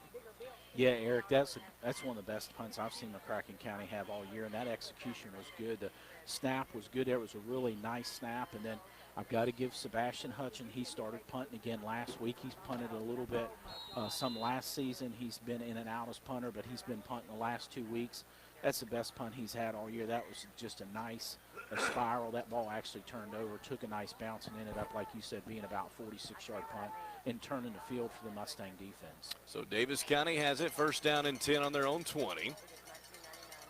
Panthers lead 7-0 as it is going to be quarterback keeper Floyd. Nice cut, 20, 25, up the middle towards the 30 to about the 34.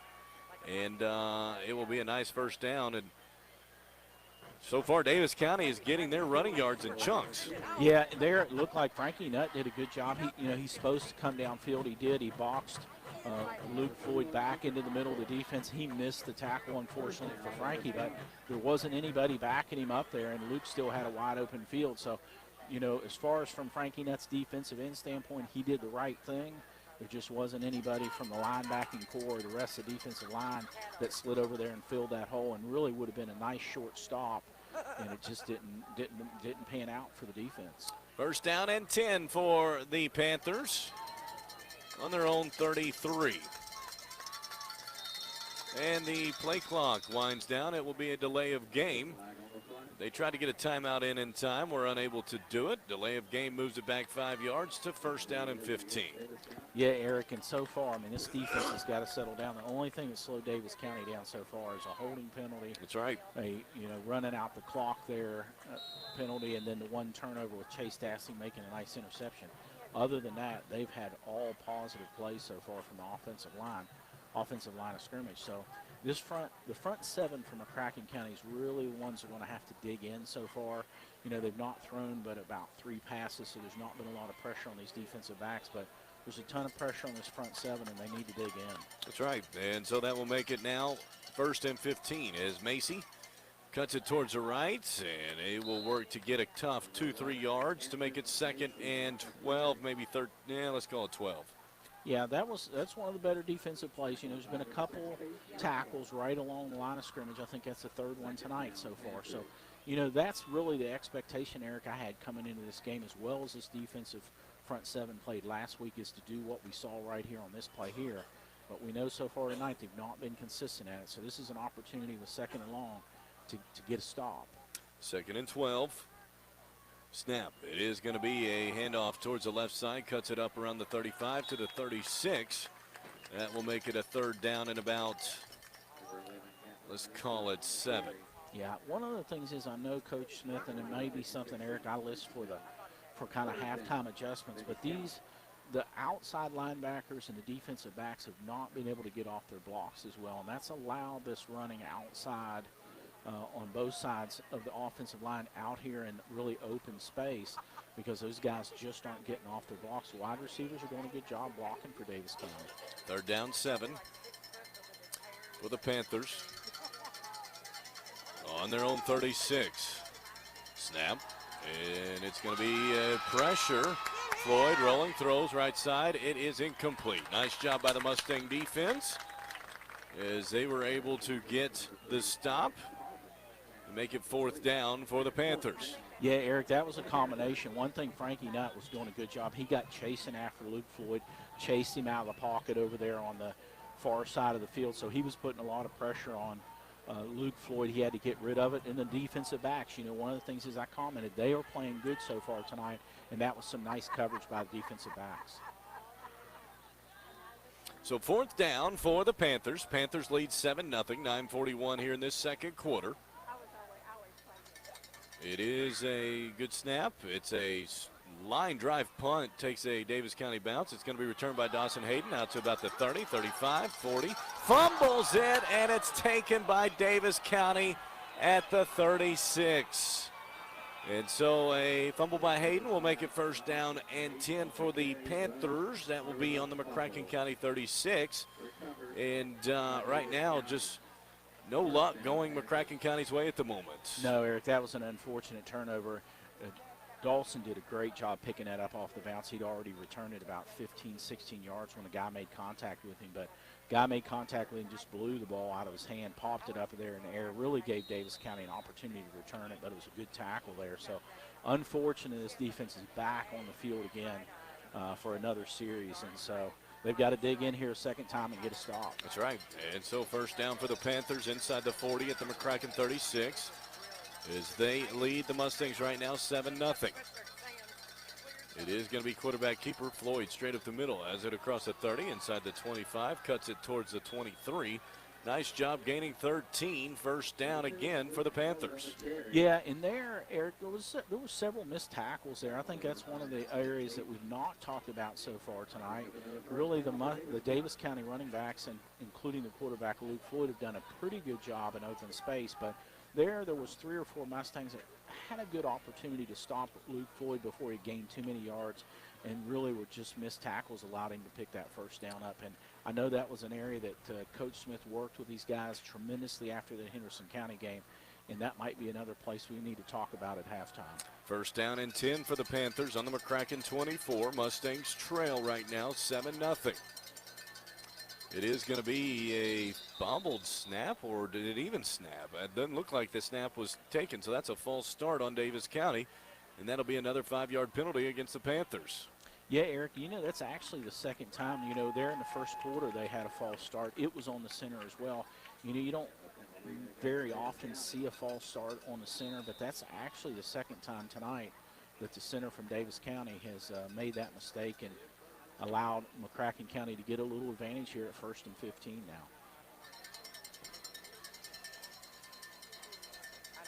First down and 15. And so it's a handoff. It's going to be towards the 25, 20, 15, 10, inside the 10 to the 5. And that will be a first and goal at the 5 as Jace Hunt. A nice run to make it first down and goal. And right now the Mustangs struggling in just trying to contain the run. Yeah, Eric, they went Wildcat there with Jace Hunt. You knew he was going to run the ball. And just like I said on the last play, there were 2 or 3 Mustangs starting with Frankie Nutt, Seth Lacefield, that really put a hand on him, had an opportunity to make a stop, and just poor tackling right now is allowing this Daviess County running game just to get away from us so far. First down and goal at the 4. It is going to be a handoff. Macy, touchdown. As Daviess County gets into the end zone, it's now 13-0 with the extra point pending. Yeah, Eric, there was a pretty big hole there on that right-hand side. We talked about it so far in this first quarter. We're talking about it again here in the second quarter, is that offensive line, particularly the right side over there. One thing just to make a comment and for the fans to know at home, they've got an offensive tackle over there. He's 6'6", probably about 280 or 290, and he just seems to be doing a great job blowing holes open for Macy to get through over there on that right-hand side of the offensive line. So it will be extra point pending. Snaps high, hold is good, kick is up, it is good. With 7:59 in this second quarter, Daviess County leads McCracken County right now 14-0, and right now it is the Mustangs that really have not had a chance to get any sort of momentum whatsoever yet to get a first down, 3 and outs. And Daviess County, the defense for the Mustangs, exhausted, already, because they've probably spent of now the 16 minutes of game time, a good 14 of those on the field. And 14 was the number I was thinking, Eric. Right now the Mustangs have probably not reached double digits so far in plays from the offensive line. So if you take account of the total amount of plays played so far in this first half, when you look at it, and right now, Ivan handed it to me, and here's the stat, Eric, that really jumps out at you. Daviess County so far tonight, they've had 25 offensive plays for 187 yards, and the Mustangs have had 6 plays for 2 yards. So when you take it, there's 31 offensive plays so far run. Daviess County's run 25 of them, so this defense is tired. This offense has got to get the ball moving. And so 25 plays to 6, 187 yards to 2. Is the difference so far, 14-0, the difference in the score. Mustangs bring it back 20-25 out to about the 30. And it's a good run on this one for McCracken County by James Berrigan out to about the 34-yard line. And that's where the Mustangs will take over, trying to rally now on a 14-0 deficit. Yeah, Eric, you know, one thing I've got to comment on, these last two times that Daviess County has kicked off so far, actually the first two times they kicked off so far in this game, both times they kicked it to James Berrigan. I find that interesting. I'm assuming maybe they've not watched as much film as you would expect, but if I'm an opposing team, James Berrigan is the last guy I want to be kicking the ball off to, and they've done it both times so far. James did a nice return there and got McCracken County good field position at the 34. 1st and 10 for the Mustangs on their own 34.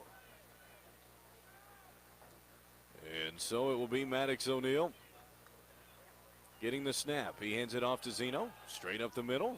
As he sheds a couple of tackles, will be a gain of about 3 on 1st down.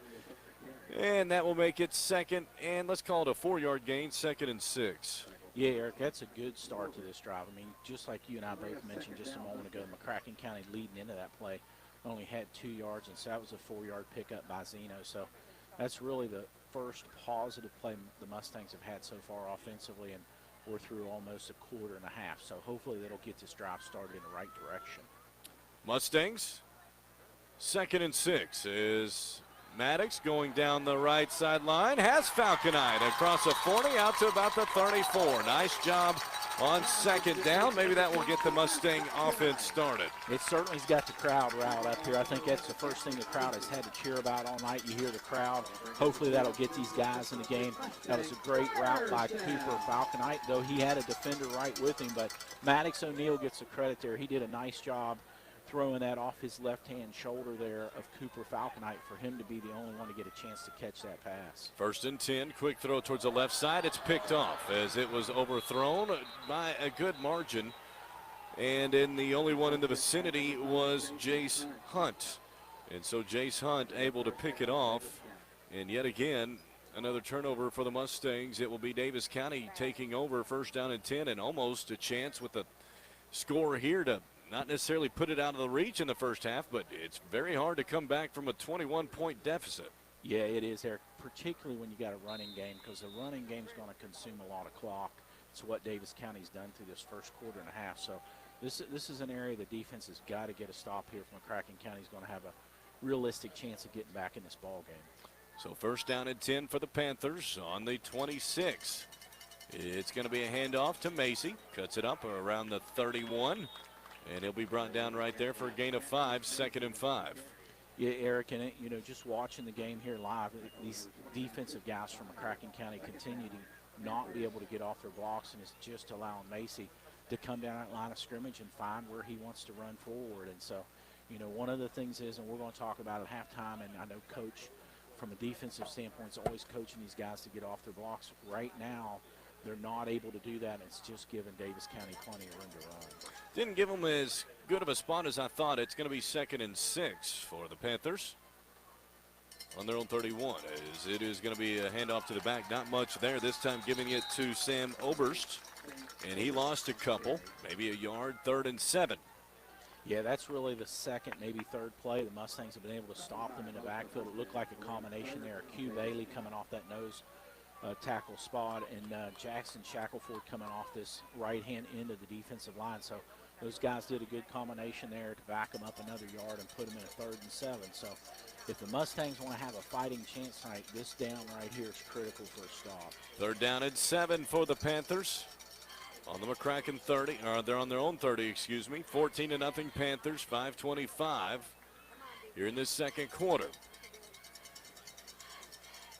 It is going to be a quick throw over the middle. Wide open receiver across the 40. 1st down across the 45. Down the right sideline across the 50.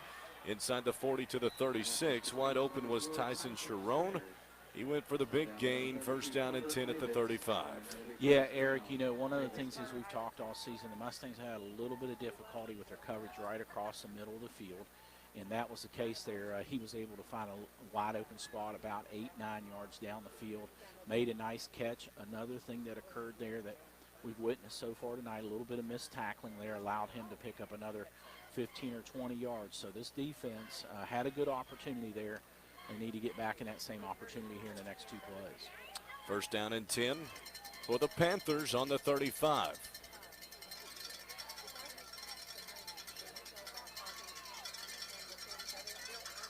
It is going to be a quarterback keeper.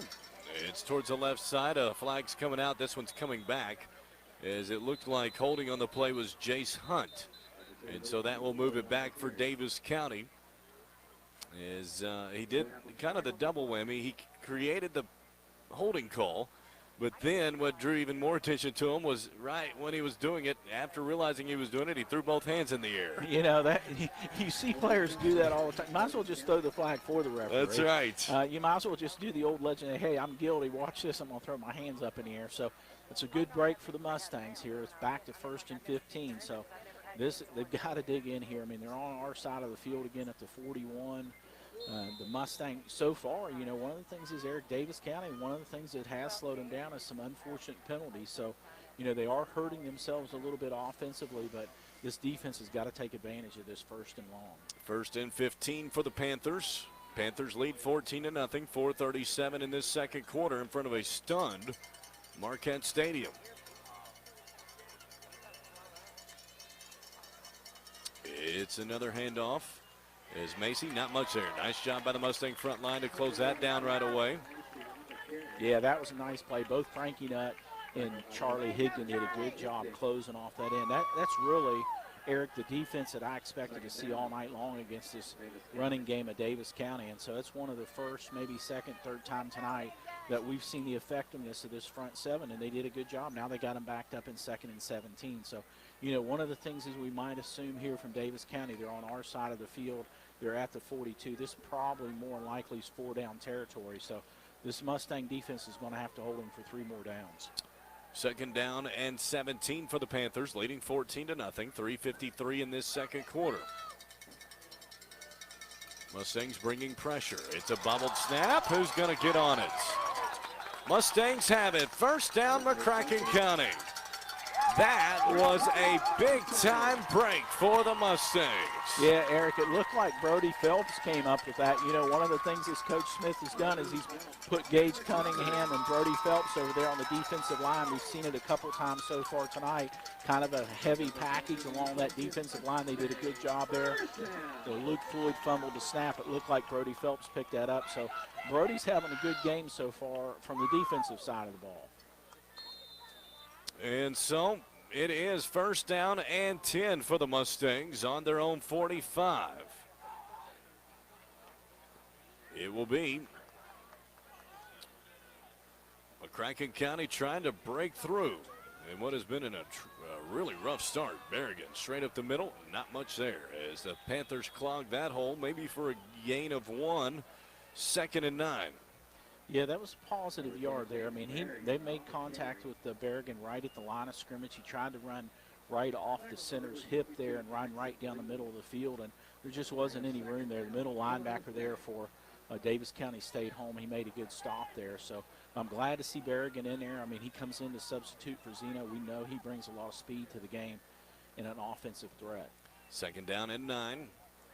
Snap. Dropping back, looking towards the right sideline for Falconite. Couldn't quite get it as it was a tough play going up the sideline. Not an easy catch in the least. No, and I think, Eric, that would have been a tough catch to stay in bounds. Cooper was right along the sidelines here, the near sidelines. And Maddox did a good job. He threw it where you want to throw it. He threw it on his outside shoulder so it can't be intercepted. That would have been a tough catch by Cooper and a really tough catch to stay in bounds. But the thought was there. And Cooper continues to be a threat, and Davis County is going to realize that here this evening. 3 minutes left in this second quarter, 14-0 Davis County. Mustangs trying to get on the scoreboard as O'Neal rolls to the left, throws to the left, caught. 1st down across the 45 to about the 44 to Davon Dunbar. Gain of about 10, 1st down McCracken County. Yeah, Eric, that's the longest play from line of scrimmage so far tonight. It was well executed. O'Neal was running over there to the left-hand side. He threw a nice pass there to Davon to pick up that 1st down. So that was really the best executed offensive play we've seen so far by the Mustangs. Hopefully that'll begin to get some momentum here in this last 2 minutes and 56 seconds. 1st and 10 for the Mustangs at the Davis County 44. 2:56 here in the second quarter.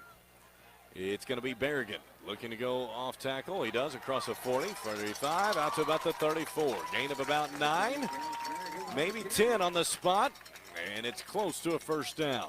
Yeah, James using his speed there. There really wasn't a lot of room to run over there. He broke that first tackle, and that allowed him to pick up the 9 yards. So, you know, right now with Cooper Falconite running post patterns and James Berrigan in the backfield, Coach Smith is giving him a little dose of McCracken County speed right now.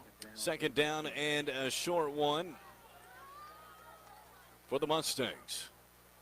And I think the Mustangs get a break as it looks like Daviess County lined up off sides. I believe that will be the call. It was on the right-hand side of, indeed, that was it. It looked like the Panthers straight just lined up off sides. You know, one thing, Eric, and I talked a little bit about it a few moments ago, but Daviess County, even though they've been executing well, they have got a number of penalties. Most of them have been on the offensive side of the ball. I think it's the first on the defensive side of the ball. But Daviess County has given McCracken County a little bit of an advantage from a penalty standpoint so far. First and 10 for the Mustangs at the Daviess County 29, trailing 14-0. And dropping back, looking over the middle, instead throwing to the right side to Berrigan, who's lit up. That's going to be a loss, too, of about 5, pinning on the spot. Yeah, that was probably not the best choice by Maddox there. He was looking for someone to throw it. He had a little bit of pressure on him. James did a little swing pass out there, but it was well covered by the outside linebacker of Daviess County there and ended up being a 5-yard loss. So the Mustangs have put themselves a little behind the sticks here with an opportunity to score going into halftime. Minute 50 left in the second quarter, 14-0 Daviess County. Mustangs will get the football to start the second half, and a little bit of discombobulation on the Mustangs side. And the Mustangs will call timeout. And so, minute 42 left. This is a big series. You get the football back to start the second half. You need a score right here. Yeah, Eric, I think two things can be big here. I mean, getting the score, particularly a touchdown, cutting it down to a one-score game, knowing we're getting the ball after halftime is critical. I think, second of all, keeping this drive going alive, even if it ended up being with the field goal, if we can keep Daviess County off the field for the remainder of this first half, it allows the defense to get some rest. It allows the coaches to take some time and make the adjustments that we need to make in preparation for the second half. So I think right now key for McCracken County is to pick up this next first down. If they can pick up this first down, they'll be in range for Brock Wilson to attempt a field goal. I think that would be a positive if we don't get a touchdown here in this next minute and 42 seconds. But I think the key here is in these next two downs to pick these 15 yards up and keep this offensive drive going, keep Daviess County's offense off the field until the second half. Second and 14 now, as it is going to be rolling to the left, looking, now pump faking, throwing, and it is almost picked off. It was a dangerous throw that almost for Daviess County had Hunter Corbin with a pick. Yeah, Eric, that was the second kind of dangerous throw that Maddox O'Neill made there. They had a good opportunity there to intercept that pass. He was trying to feed it into Davon, similar route that he picked up that first down, but this time Davon was covered much better. So unfortunately that stops the clock with 1 minute and 36 seconds and puts the Mustangs in this third and long. Third down and 14 for the Mustangs. 96 seconds left in the first half. Snap, dropping back. It's a pump fake, throw to the right side. It's caught by Falconite inside the 20 and down to about the 15-yard line. First down for the Mustangs. Yeah, and all the credit there goes to Cooper. I mean, Maddox made a good throw, but Cooper was covered. He did a nice job fighting for that ball. I mean, he had a defender right on him. Looked like the defender had an opportunity to knock that pass away, but that was all Cooper there. He fought for that ball, made a nice key reception here to keep his drive alive. So first down for the Mustangs as they throw towards Falconite. End zone caught. Touchdown Mustangs. A penalty flag in the end zone, I believe, against Daviess County. Should make this stick. It's for 15 yards and a touchdown. Yeah, that's another shout out to Cooper. He did a great job bringing that down. He had a defender there pulling on his jersey. He got behind the defender there in the end zone. The defender only really opportunity to stop Cooper was to grab a hold of him. He prematurely grabbed a hold of him, ended up getting the call, but fortunately Cooper didn't allow that to phase him. He come down. That's two key catches by Cooper in the last two plays there. Not only keep this drive alive, but get McCracken County back within a score. And so the Mustangs back on the scoreboard. to make it now 14-6 with the extra point coming. And so we have the Davis County coaching staff out on the field at the moment to discuss something with the officials. Yeah, Eric, I'm not sure what there is to discuss there. I mean, it was an obvious penalty on Davis County on that play. Cooper clearly made the catch in bounds. There's not a question there about the validity of that play, so I'm not sure what he's talking to the referees about. Snap good, hold good, and the kick is partially blocked, but it will be a no good. And so that will be 14-6 now with 1:14 left in this first half. But the good news is, Jimmy, the Mustangs get on the scoreboard. Yeah, I think one of the things is that was positive about that drive. McCracken County found that they could pass against Davis County between that combination of O'Neill and Davon, and then O'Neill and Cooper Falconite there. I think one of the things hopefully that'll do leading into that second half is that's going to back the Daviess County defense a little bit off the line, give Zeno and James Berrigan a little more room to run and get a little bit more balanced offense. So that the Mustangs need. I mean, you didn't want to go in halftime. I mean, there was an opportunity for Davis County to get the Mustangs down 21-0. The Mustangs recovered that fumble, converted that turnover into 6 points, cut it down to a one-score game even though they missed the extra point. One of the things is, Eric, I find interesting, I'm really curious in this next minute and 14 seconds is how does Davis County approach this minute and 14 seconds? They know they're not getting the ball back after halftime. They've been using this running offense that consumes a lot of time to get a score, but they've only got 1 minute and 14 seconds. So I'm curious to see what type of offense Davis County runs in this last minute and 14 seconds.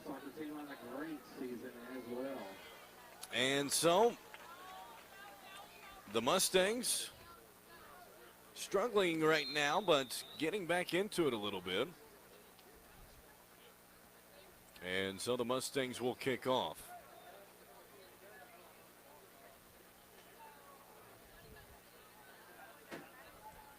As we await, it looks like it's a sidewinding kick that will bounce at the 10, go straight out of bounds, and so the Panthers will get it after the penalty. Want to give a shout out to Rick Pittman is watching and listening on YouTube. Good to hear from you, sir. Thank you for that. We'll work on that. Is the Mustangs right now trying to work on getting back and getting the lead here, trailing right now 14-6. Yeah, Eric, and like I said, I'm interested. I mean, Davis County is going to get to start at the 35-yard line because that penalty on the kickoff. And so this gives them an opportunity. It's not a short field, but it's not a long field either. And so I'm really, really interested to see what type of play calling Davis County does to see if they can use this minute. Now it looks like it's adjusted to 1 minute and 17 seconds. What they can do with this 1 minute and 17 seconds. Do they attempt to score and kind of change their offense up from what we saw in the first 3 or 4 series? Or do they keep this running game going and just run out the clock, knowing that McCracken County is going to get it after halftime? So there seems to be some confusion, Eric. All 4 referees are on the far side of the field having a discussion with the coach from Daviess County. Not sure what he's upset about. He was upset about it on that point after attempt. He continues to be upset about something now, but I'm just not clear what it is. And so we wait as the Panthers moving backwards.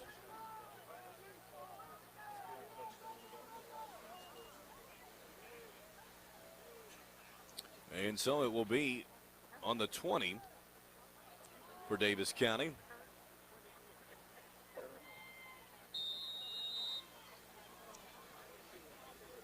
And so here we go. Minute 17 left in this second quarter. The Mustangs trail right now 14-6. Panthers with the football. 3 wideouts to the left, 1 to the right. Snap. It is going to be Macy again, trying to find a hole, but it was closed up immediately. Nice job by the Mustangs to close it. That was Charlie Higdon. Man, that's the best defensive play we've seen tonight out of McCracken County. Charlie Higdon did a great job coming down that line of scrimmage. But Jackson Shackleford, who came down the field to make sure he boxed the runner back into the middle of the defensive line, and then Charlie did his job. He come just straight down the line of scrimmage, made a great solo open field tackle there for a no gain. And so second down and 10 for the Panthers. on their own 20. It is going to be a toss to Macy as he's trying to extend it, but nothing is there once again. Nice job by the Mustangs to close that down, and that should be the final play of the first half. Now the Mustangs may take a timeout, I believe. Nope, no, they're not. They're going to let the play clock go down to 0, the game clock, I should say. And it was not a pretty first half numbers-wise for the Mustangs, but even with everything that did not go well numbers-wise, they're just down one score, 14-6, as that will be the score going into the halftime locker room. When we come back, we'll have the first half stats with Ivan Stevens and the Estes Chiropractic second half adjustments, all when we return. 99.5 The Fan. We all have dreams, and at C Plant Federal Credit Union, we can help make yours a reality. Whether it's your dream vacation, your dream home, or your dream home away from home, C Plant will walk you through the process from application to closing. Call or visit any of our 9 local C Plant branches and learn how you can enjoy all our member benefits and finance your dream. So don't wait. Get dreaming with C Plant today. Member NCUA Equal Housing Lender. If you run a business or a church, you may have thousands or tens of thousands in tax refunds available to you. You've heard of the Employee Retention Tax Credit. CS Business Consulting in Paducah has been filing since day one and is a national leading expert. We've gotten over $90 million in refunds for our clients with a 100% success rate. Time is of the essence. To find out if your business or organization qualifies, visit csbizcon.com today and click on ERTC. That's csbizcon.com. Rudy's Farm Center is your locally owned farm, industrial, and hardware store in Keppel. Now, the Rudy family is proud to be a part of Mustang Nation. Why don't you come out and enjoy a bag of famous popcorn? It's just 10 minutes from the school campus out on Highway 60. While you're there, take a good look at the selection of Traeger wood pellet grills, a great addition for your tailgate party. At Rudy's Farm Center, down Highway 60 in Keppel. It's football season, and no matter who you're rooting for this weekend, Mr. Cool is here to provide innovative HVAC solutions for your home or small business. With our famous patented DIY line or our brand new central ducted system, we help keep America cool in the summer and nice and cozy in the winter, all from right here in your community. So if the ref has you hot or quarterback play has you cold, visit MrCool.com and find out more about our innovative HVAC solutions. Mr. Cool, comfort made simple. Burrito After Dark is Paducah's new favorite Tex-Mex spot. Delicious burritos, trashy nachos, maxed out nachos, shrimp tacos with fresh cooked shrimp, and it's all customizable. Wrap up all that great food with some live entertainment, and you've got the perfect girls' night or date night. Burrito After Dark isn't just for adults. Families are always welcome. They're the home of daily fresh-made salsa and guac. And if that wasn't enough, book your next event at their 80-capacity space. Burrito After Dark in the Old Fat Moe's, downtown Paducah. Taking care of your family isn't always easy, so we make sure getting care when you need it is. With Baptist Health Urgent and Virtual Care, we bring you more options and greater convenience too. With video visits available 24/7 and online check-in through MyChart for in-person visits. To check in online or to set up a video visit, go to baptisthealth.com/careanywhere.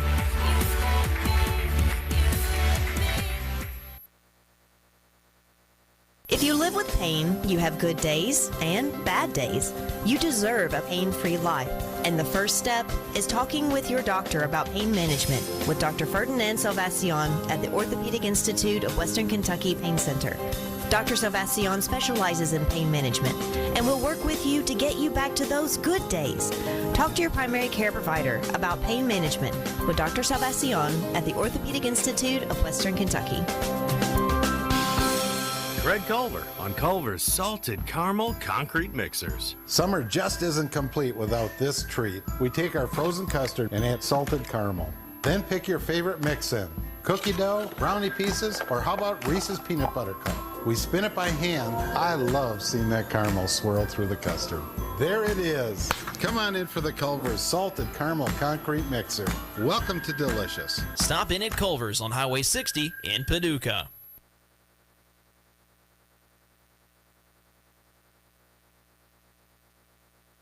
Times are running out to vote for the People's Choice Awards on West Kentucky Star. If you want your favorites to win, you better put the scoot on. Go to contest at westkentuckystar.com and vote for your favorite. Women's Fashion Boutique, Annabelle's Gift Boutique, Nail Salon, Half Moon Nails, Taryn Hayden, Mexican Food, El Tequila Mexican Restaurant Metropolis. Voting is almost over for the People's Choice Awards on West Kentucky Star. You can vote once per category per day. Vote early, vote often. It's the Chicago way. Vote today for the People's Choice Awards on West Kentucky Star. Flooring is incredibly important when it comes to sports. It's also incredibly important when it comes to your home or business. You gotta see Flooring America for a full line of residential and commercial carpet, vinyl, laminate, area rugs, and custom tile. Their professional installers are fully insured. They have the area's largest selection of quality floor coverings for integrity, quality, and professional service. See Greg Dilworth at Flooring America, 5150 Heartland Drive, flooringamericapaducah.com.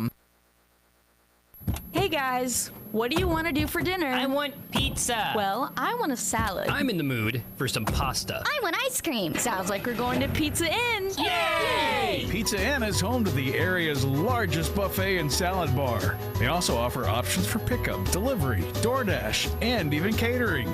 Pizza Inn, where everybody wins. Locally owned since 1972. Located at 1001 Joe Clifton Drive in Paducah. When it comes to opening a new bank account, I have very high opening requirements. Amazingly, F&B Bank's Your Start Bundle Checking Plus Savings pulls out all the stops. A 2.25% APY on your first $15,000, free nationwide ATMs, a great mobile app, and more.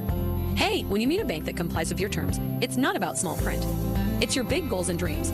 Get your start at F&B. APY is annual percentage yield. Standard rate of 0.20% APY will apply to balances over $15,000. See bank for terms and conditions. F&B Bank, member FDIC. Mustangs trail at the half right now, 14-6, as it was a tough first quarter for the Mustangs, falling behind 14-0, and really kind of a tough second quarter for the Mustangs, but they were able to find a way late in that second quarter to get on the scoreboard and make it a 14-6 deficit. As we welcome you back to the Baird broadcast booth here at McCracken County High School, let's go ahead and look at that first half stats. And with the stats, it's Ivan Stevens. Oh, let me turn you up, buddy. There you go. All right, appreciate it. All right, Eric. McCracken has 63 total yards in the first half, 61 passing, 2 rushing. For Daviess County, 225, 171 rushing, 54 passing. Individually, for McCracken, James Berrigan, 2 carries for 10 yards. Zeno Cornelius, 2 carries for 5 yards. Maddox O'Neill passing is 7 for 13 for 61 yards, 1 touchdown, but also 1 interception. Pass receiving, Cooper Falconite has 3 catches for 62 yards and a touchdown. Luke McLeod has 2 catches for 1 yard. Davon Dunbar, 1 catch for 2 yards. And James Berrigan has 1 catch for -4. For Daviess County, passing, Luke Floyd is 2 for 5 for 54 yards and 1 interception. Rushing, Gatlin Massey has 17 carries for 94 yards and 2 touchdowns. Luke Floyd has 7 carries for 41 yards. Jace Hunt has 2 carries for 37 yards. And Sam Oberst has 1 carry for -1. Pass receiving, Tyson Sharon has 1 catch for 35 yards. And Jace Hunt has 1 catch for 19. And that's your first half stat. And so overall right now it has not been a very strong first half for the Mustangs, but even with all the numbers you just said, just trailing by a touchdown. That's right. And so more to come here in the second half. Ivan, appreciate it as always, buddy. We'll talk to you in the second half. All right, thank you. All right. Mustangs right now trailing 14-6 as we have our halftime festivities taking place right now as McCracken County getting set for the second half. When we come back, we will have Jimmy Garrett join us for the Estes Chiropractic second half adjustments coming up. 99.5 The Fan.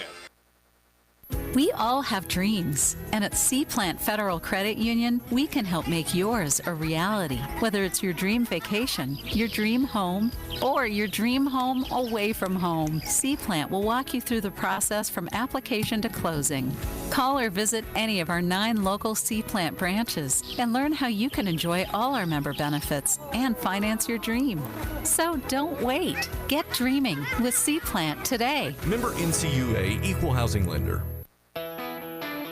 Rudy's Farm Center is your locally owned farm, industrial, and hardware store in Keppel.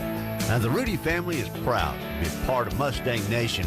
Why don't you come out and enjoy a bag of the famous popcorn? It's just 10 minutes from the school campus out on Highway 60. While you're there, take a good look at the selection of Traeger wood pellet grills, a great addition for your tailgate party. At Rudy's Farm Center, down Highway 60 in Keppel. When it comes to opening a new bank account, I have very high opening requirements. Amazingly, F&B Bank's Your Start Bundle Checking Plus Savings pulls out all the stops. A 2.25% APY on your first $15,000, free nationwide ATMs, a great mobile app, and more. Hey, when you meet a bank that complies with your terms, it's not about small print. It's your big goals and dreams. Get your start at F&B. APY is annual percentage yield. Standard rate of 0.20% APY will apply to balances over $15,000. See bank for terms and conditions. F&B Bank, member FDIC.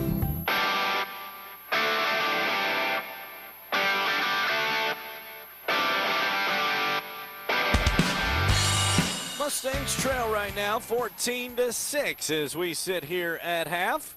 As we just went over the first half stats with Ivan Stevens, time now to look at our Estes Chiropractic second half adjustments. When you need that back adjustment, go see the Back Brothers, Kevin and Kelly Estes of Estes Chiropractic. They will get you in, adjusted, and out, feeling better than ever in no time at all. The Back Brothers, Kevin and Kelly Estes of Estes Chiropractic, Central Avenue in Paducah. For McCracken County, the Mustangs, first thing you're looking at, Jimmy, is for the Mustangs to tackle and get off the blocks. Yeah, Eric, we want to start tonight talking about defense. We've talked so far in this first half. Daviess County's front line and the running game so far has just had their way with Mustangs. And so there were really two things that really impacted as much as anything. One is there was some poor tackling by the Mustangs. We saw that in the Henderson County game. I know for a fact that last week going into that Christian County game, Coach really pushed these guys from their tackling technique. And tonight we've seen that a little bit of a backward slide and that we've seen some poor arm tackling and allowing these running backs to run through the tackles and pick up a lot of additional yards. So I'm sure that's going to be one thing that Coach has a big expectation for these guys is some good, clean, open field tackles and not let these guys get additional yards. The other thing that's allowed these guys to get a lot of open field is if you watch the defensive ends in particular, the outside linebackers, they've just not been able to get off their blocks. They've been being blocked by the wide receivers and in the tackles, offensive tackles. They've not been able to get off those blocks, and when they can't get off those blocks, it just gives a lot of open field for Luke Floyd and Macy to run. So I think two things that Coach has got to be talking to these guys at halftime is better tackling technique. They know how to do it. They need to get back to what we saw last week against Christian County. And then two is getting off their blocks. They're letting these guys hold them up in their blocks and creating a lot of open space. For the Mustangs offensively, the pass game started to get going a little bit late in the second quarter, though it's still trying to find its groove. But certainly for the Mustangs, they've got to find a way to get the ground attack going. Yeah, they do. Look at the difference from last week. Last week, McCracken County had 353 yards on the ground, just a great rushing attack. Expected to see that continue tonight with Zeno and James Berrigan, and that's just not been the case. As a matter of fact, I think the stats there from Ivan showed the Mustangs so far tonight only have 2 positive yards from a rushing standpoint, so really the polar opposite of what we saw last week against Christian County. They've got to get that offensive game from a rushing standpoint established here in the second half, make some good long drives, keep Daviess County off the field, and hopefully it'll help there towards the end of that second half. The passing game looked good. Cooper made some nice receptions, ended up getting that score. Davon had a catch as well. So overall, the offensive passing game seemed to get clicking there in the latter half of the second quarter. Hopefully in the second quarter that'll back Davis County's defense up a little bit and allow the running game to get us going as well. But I think if the Mustangs are going to have a fighting chance, Eric, they need both in the second half. And unfortunately for McCracken County, they did have 2 costly turnovers in the first half. You're now down a touchdown to a team that's running the football well, and right now, if the Mustangs aren't able to change that around, you've got to find a way to play mistake-free football in this second half. Yeah, those turnovers hurt. I mean, I think the situation is, it was fortunate with that turnover on that punt return that the Mustangs were able to stop them and get the ball back, or that could have been that interception, which ended up allowing them to get the ball back as well. And we know there was another opportunity that was really a dropped interception. So, right now, Davis County has 2 turnovers in this first half. They could have easily had 3, and one of them amounted to some points. So I think the situation is the Mustangs do not want to have any turnovers in the second half if they want to get back on the positive side of the scoreboard. That's right, and so that is what the Mustangs trying to avoid as they are trailing right now 14-6 to Davis County. Henderson County right now is all over Christian County, as that is now in the third quarter. So Henderson County is trying to wrap up the number 1 seed. McCracken County trying to wrap up the number 2 seed, but that becomes a bit muddy with a loss here tonight. They would not get the number 2 seed. They would drop to the number 3 seed. And overall, it would be a tough night for McCracken County if you go from having a home playoff game to not here in 2 weeks. Yeah, Eric, I think this is, all season long we've been pulling for the Mustangs. They've had some great games. They've had some struggling games. Last week they did a great job, and I think one of the things is that Coach Smith can build on here at halftime back in the field house is, last week we were down 10 points at one time to Christian County, 16-6. Here tonight we're down 14-6, and the Mustangs kept their confidence, kept their whereabouts, and came back and did a good job in winning that game last week against Christian County by 14. So, we've seen this team overcome adversity last week against Christian County, and to be honest, they've got to walk out on this field here and start this second half in just about 3 minutes, and they've got to do the same thing as overcome the adversity from what they saw in the first half, 2 turnovers and some poor tackling, allowed Davis County to march up and down the field. Get a score here on this opening drive would be critical to cut it down to a 1, maybe go for 2 and tie the game up. But they need to get a touchdown here out of this opening drive, need to execute well, make this a close game before Davis County ever gets the ball back, and then see this improvement, the adjustments that we talked about out of this defense in the second half. We saw some good defense in that last series for Davis County. They only ran 2 plays there before halftime, but both of those plays, the Mustang defense were able to get tackles for loss. That's what they need to do here in this second half, cause Davis County to punt the ball, keep them from getting long drives, and not burning up the clock. I mean, one of the things is, Eric, that it's got to be a concern for Coach Smith is if you're in a close game and Davis County's able to use this effective running game, they're going to chew down the clock. We know that halfway through the second quarter, the Mustangs had only run 6 offensive plays in 18 minutes, and we don't need to see that happen in the second half. So keeping our offensive on the field and keeping their offense sitting over on the sidelines is going to be critical to getting back in this game and ultimately winning it. That's right, and so that's what the Mustangs are trying to do here tonight is McCracken County right now trailing at the half 14-6. The good news for the Mustangs, they get the football first this second half and a chance to really kind of change the momentum of this one right out of the gates. Yeah, and one thing, Eric, that could change that momentum, I talked about it there on their second kickoff. One of the things is that's been surprising so far, and I'll be interested to see if they do it in this initial kickoff in the second half.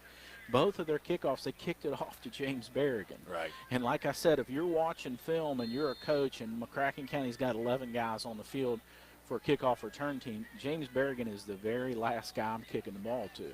So either Davis County hasn't watched a lot of film or they're not concerned about the speed of James Berrigan. But if I'm Coach Smith, I'm wanting them to continue to kick to James Berrigan. They kick off to him here. You give him a third opportunity, somewhere that speed's going to kick in, and that could be a big change in this ball game right here in the second half. Looking at the Dr. Kyle Parrish injury report, an update on an injury earlier tonight as we look. Good catch by Ivan Stevens on this. Chase Dassing right now is on crutches, and so that is less than ideal for the Mustangs. Dassing a big-time pick earlier tonight.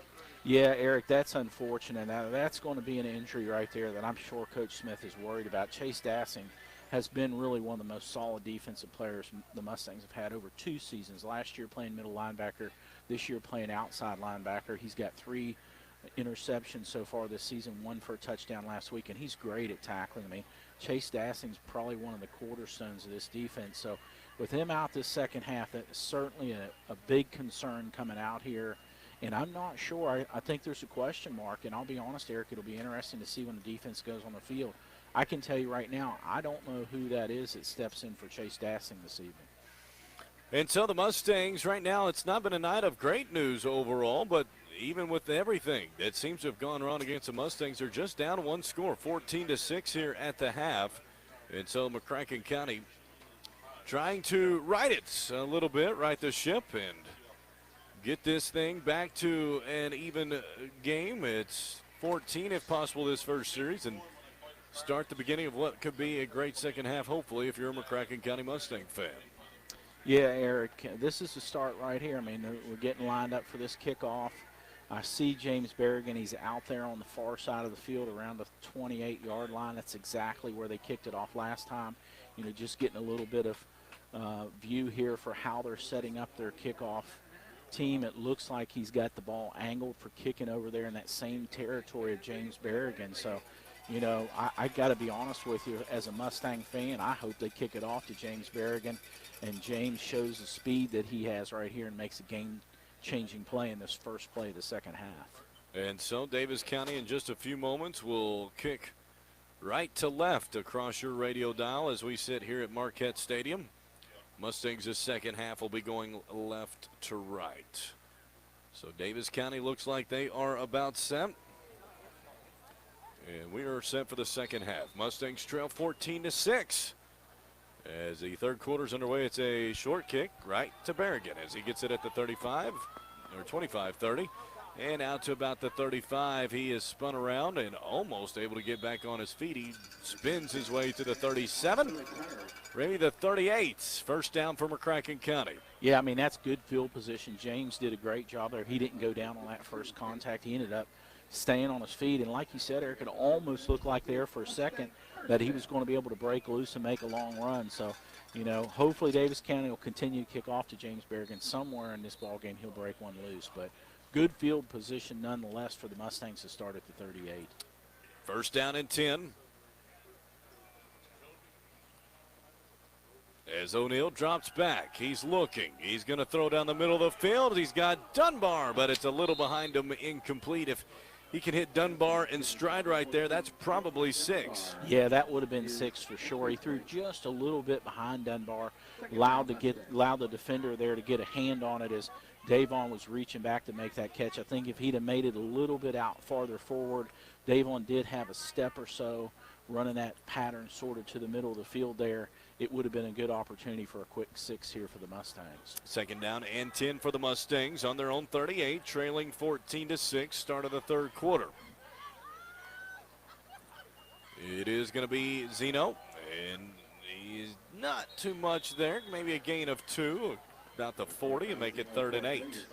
Yeah, Eric, this is a critical down here. We said the Mustangs need a good drive right out of the hole here and not give Daviess County the ball back. And so, you know, you got yourself in a 3rd and 8. That's not where we want to be offensively. So this is going to be a tough call. Coach Brooks is going to have to come up with a good play here on this first series to pick up this first down.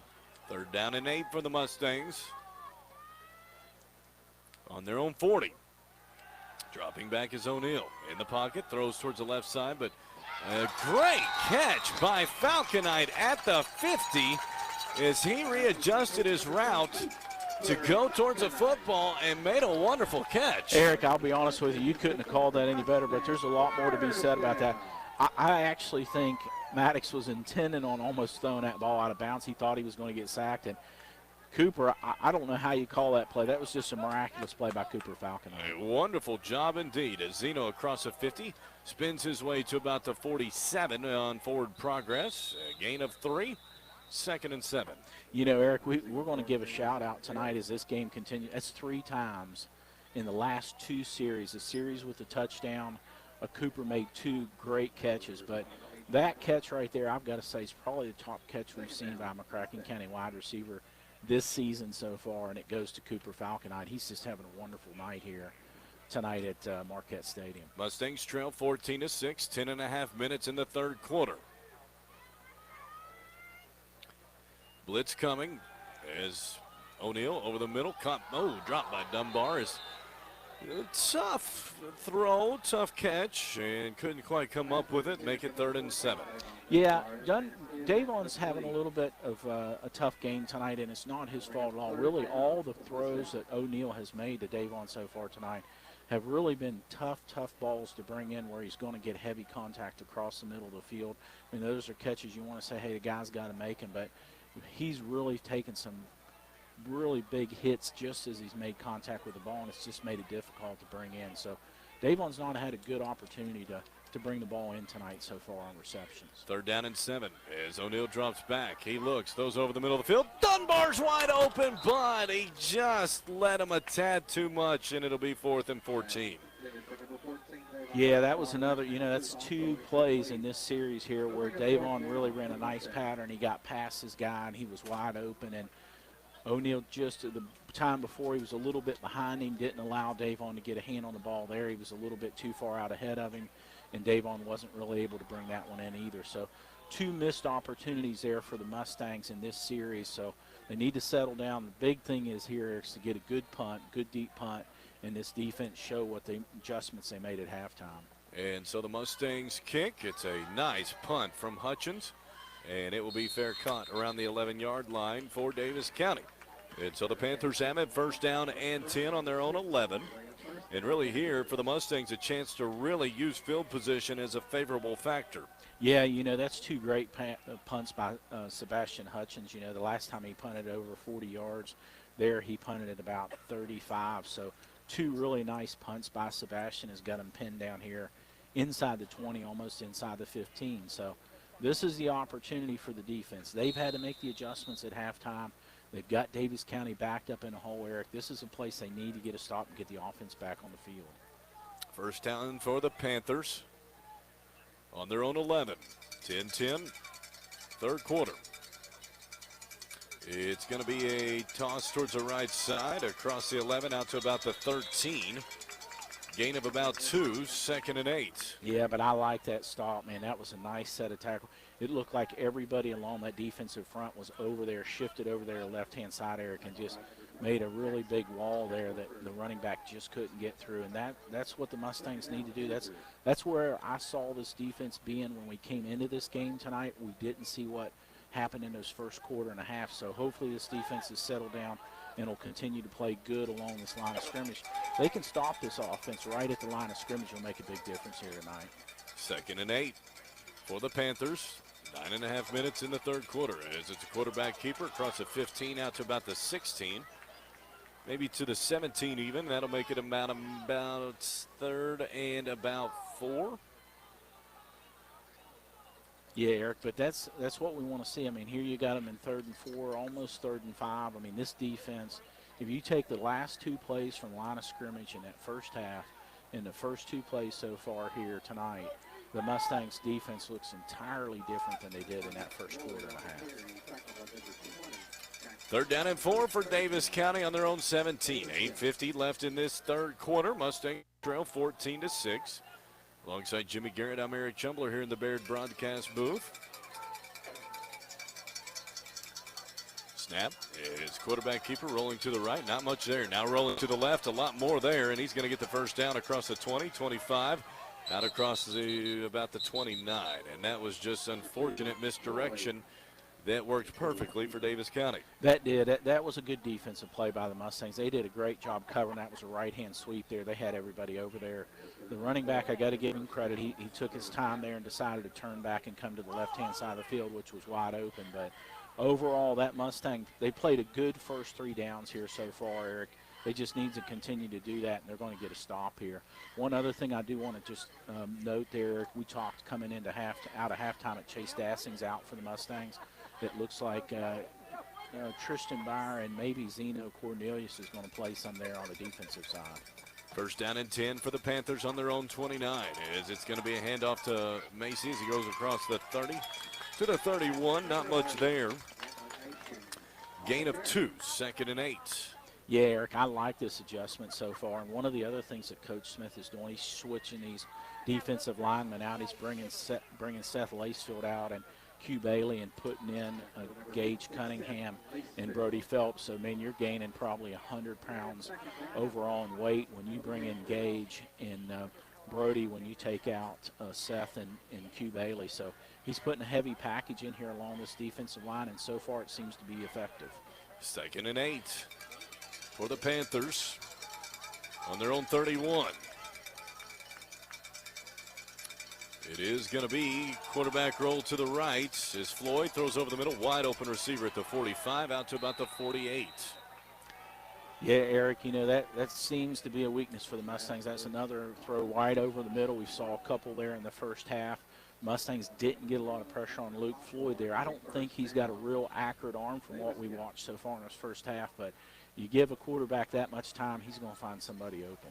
First down and 10 for the Panthers on their own 48. 7.5 minutes in this third quarter. Still plenty of time in this one, but the Mustangs just trying to find an ounce of momentum right now. It's just felt like in Davis County's control almost all night. First down and 10 on the 48. It's going to be quarterback keeper Floyd. It's between tackles, and he makes something out of nothing. He gets a gain of 10. There's going to be a flag come in, though, that could be beneficial for the Mustangs, as I believe there's going to be a holding call on Jace Hunt. In fact, that is the case. Yeah, and I think that's the second one tonight on Jace Hunt, and, you know, that's giving them a little bit extra running room when they hold a guy. I will say the Mustangs did miss 3 or 4 tackles there, so, you know, it was fortunate. It was a holding call. This gives the Mustang defense a good break. Gets him back long on the sticks there, back around 1st and 16, maybe 1st and 17. So this is an opportunity. The Mustangs need to get this stop right here, because as Davis County continues to run the ball, we're almost halfway through this third quarter, Eric, already. 14-6 Panthers. Just under 7 minutes in the third quarter. Davis County with it. 1st and 16 on their own 42. 3 wideouts to the left, 2 to the right. Now a man in motion. It is going to be screenplay left side, and not much there. Nice job by the Mustangs to blow that one up. No gains. 2nd down and long. That was Jackson Shackelford. He did a great job there. He just came off his block. We talked about getting off the blocks there at halftime. Jackson Shackelford did a great job. He got off his block, came right in behind that receiver, made a nice tackle before he had any gain at all. So this defense is looking better, Eric, in this second half. I think some of these adjustments Coach Smith made have been effective. They just got to get a stop. 2nd down and 16. Want to give a shout out to Danny Allen listening in tonight. Good to hear from you, brother. Thank you as always. As it is a blitz coming. Floyd rolls to the right, throws to double coverage, incomplete. Nice job by the Mustangs to bring pressure there. 3rd and 16. Yeah, Luke Floyd was lucky he didn't hold on that ball for just a second longer. He had Cade Churchwell chasing him down. I mean, he was really coming after him, and Jackson Shackelford was coming after him as well. Luke really ran out of time there. He'd held on to that much longer. That would have been the first sack of the night. But great pressure by the Mustang defense there, and now they got him in 3rd and 15. So this is a critical down here, because you can stop them here. You're going to make them punt. They're not going to go for it on 4 downs on their side of the field, and it gives the Mustang offense a chance to get back on the field and see if they can get clicking in the second half. 3rd down and 16 now. Snap and dropping back. Floyd rolling, now looking to his left. He's in a lot of trouble, and that will be intentional grounding as he throws it into the sideline. And he really just was trying to find something to get rid of it, and instead it's going to push Davis County way back for a punt. Yeah, Eric, that was a great one. You know, Mustangs did a great job putting pressure on Luke Floyd for the 2nd down. I've got to tell the fans at home, I think the only guy open, he tried to point out to the referee who he was throwing to, and just for the fans at home, he was throwing it to Andrew Farmer. He saw his pink gloves on the sidelines. He thought Andrew was open. That's who he was targeting on the sidelines. And unfortunately, that's intentional grounding. You can't throw it to the other team. And that's going to put Davis County way back inside their own 20 now. So they went from the 42 to the 18 in one play. And so a 24-yard loss on that one really changes field position entirely now for the Mustangs off this punt. Even with a really good punt, the Mustangs will have it around midfield unless they let it roll. Is a snap. The punt is a nice punt, and the Mustangs will let it roll, and I spoke too soon. Mercy, the Mustangs let it roll, and that gives them an extra 15 yards, and it's not going to be great field position. It's going to be all the way back at the 25, and so because of that, unfortunately for McCracken County, it was a, let's see. 53, I think, Eric. And Mercy. Yeah, that's a 53-yard punt. If you field the punt, you've got good field position at the fair catch. Unfortunately, the Mustangs now have it on their own 25. Yeah, that was an unfortunate break because that was a good opportunity, like you called, to be up around midfield with this ball. The punter there ended up switching the fields, which is kind of unexpected. You don't see 50-yard punts too often in high school, but that was a great roll. It rolled every bit of 15 yards, and so it was unfortunate Dawson Hayden couldn't get under that for a fair catch, and we would have been up around the 40, 41, 42-yard line. First down and 10 for the Mustangs. It's going to be Zeno coming off the stretch play to the right. Not much there. Maybe a gain of 2, maybe 3 depending on the spot. Second down. Yeah, Eric, the running game, it'll be interesting to see if the running game develops. I mean, we're halfway through this third quarter right now, and the Mustangs probably are still somewhere below 20 yards from a rushing standpoint. So, you know, right now we're seeing this offense operate the polar opposite of what we saw last week when it was all running. Tonight it's really been an all-passing offense. Second down and 7, and Davis County jumps. That's going to be an extra 5 yards for the Mustangs to make it 2nd and 2. Yeah, Eric, one thing we've got to say, Davis County has made some mistakes. I mean, they made a number of offensive penalties in that first half. A big penalty there by Luke Floyd, even though it didn't work out for Mustangs' benefit on the punt. But Davis County has had a number of penalties tonight that have helped the Mustangs both offensively and defensively. And so, quick throw to the left side, caught by Dunbar across the 30, 35, and sheds a couple of tackles out to about the 40. And so the Mustangs will have a first down at the 40.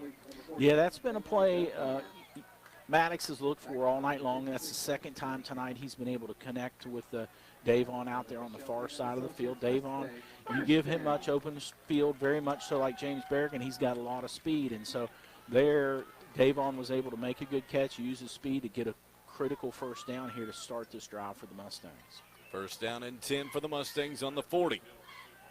As the Mustangs looking to throw left side, it's caught, but not much there. In fact, it was a large loss on the play for the Mustangs of about 4, maybe 5. Yeah, Eric, and that's the second time we've seen Maddox throw that pass really just to the guy out there in the flat, and it ends up being a big loss. That's the second time we've had a completion there, ended up being a 5-yard loss. So you turned a 1st and 10 into a 2nd and 15, even though you had a pass reception. And so it's on the 36, 2nd and 14 for the Mustangs. 4.5 minutes, third quarter, 14-6 Davis County, and Mustangs jump. And so that will make it 2nd and 19 now, and the Mustangs now not being their own friend, they are being their own enemy at the moment. Yeah, Eric, and I didn't see who jumped there. I don't Left know if side, I believe, at the wide receiver position, I believe. Okay, all right, I did not see that. And so that will move it back 5 more yards for McCracken County. Yeah, Eric, and this is a tough place for Coach Brooks to be in. I mean, you're looking at 2nd and 19, so you got to pick up 19 yards in 2 plays. So these next 2 offensive plays, this is a tough call for Coach Brooks of what he's going to look at in his playbook to try to get back on the positive side of this drive. And screenplay left side, caught as it's across the 35 out to about the 36. Nice job by McLeod to get a few yards and make it 3rd and 14, maybe 13. I think they're actually going to bring that all the way up to 38. Looks I'll like take 3rd and 12. Much more than originally thought. 3rd and 12. 4 minutes in the third quarter, 14-6 Davis County in what has been a bit of a stagnant game tonight. 3rd down, 12.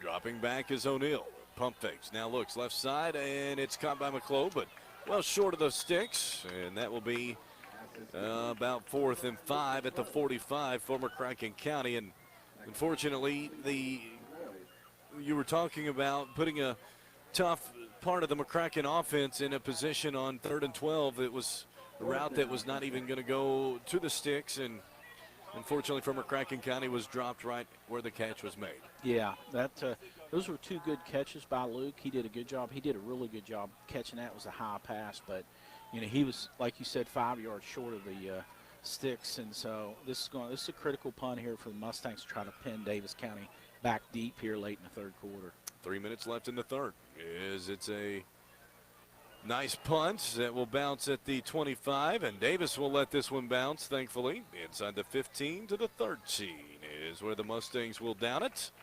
1st down and 10 for the Panthers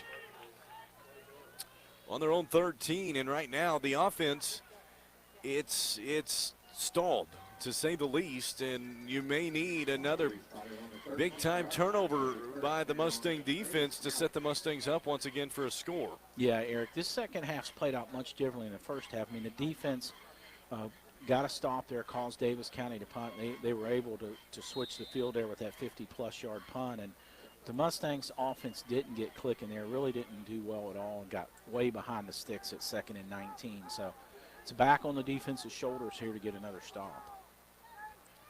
1st down and 10 for McCracken, or for Daviess County on their own 12, as it is going to be a quarterback keeper by Floyd, as he runs into a pile, pushes it forward a little bit out to about the 15. Depends on the spot. 2nd and 8, maybe 2nd and 7. Yeah, Eric, so far in this second half, we've seen a lot better play from that front 4, in particular in the front 7 for the Mustangs. So they just need to continue to keep these running backs in front of them, and they can get another stop here, and the Mustang offense get another chance. But like you said, so far in the first 10 minutes of this second half, and the Mustangs having 2 opportunities offensively, haven't moved the ball. 2nd and 7 for Daviess County. 2 minutes left in the 3rd, leading the Mustangs 14-6. It's going to be a handoff, it looks like, to, I think, it was Jace Hunt. It was Jace Hunt. And he gets about 2, maybe a yard, depending on where they place it. 3rd and about 6. I'm going to give it 3rd and 6. I think the thing is, Eric, here, they're still down inside the 20, just a little across the 15-yard line. So if the Mustangs can get a stop here and they not get another 53-yard punt, the Mustangs would have an opportunity to get the ball about midfield. 3rd down and 6 for the Panthers. On their own 16, 1:30 left in the 3rd. Mustangs trail 14-6. Dropping back, throwing over the middle, caught. 1st down at the 25. And so a quick slant is good as that went towards Landon Carbon for a gain of 9 and a 1st down. Yeah, Eric, and that right there, them getting that 1st down, one of the things is that's going to allow Daviess County to do. There's 1:14 left on the clock. Clock's going to start running here. So that's going to allow Daviess County to run this 3rd quarter out and not give the Mustangs the ball back. So the Mustangs, if they're going to make up the difference in this game, are going to have to do it in the 4th quarter. 1st down and 10 for the Panthers on the 25 of their own. It is going to be a quick strike over the middle, incomplete, thankfully, because he had a wide open receiver that if he hits him in stride, Jaden Hamilton could have 6.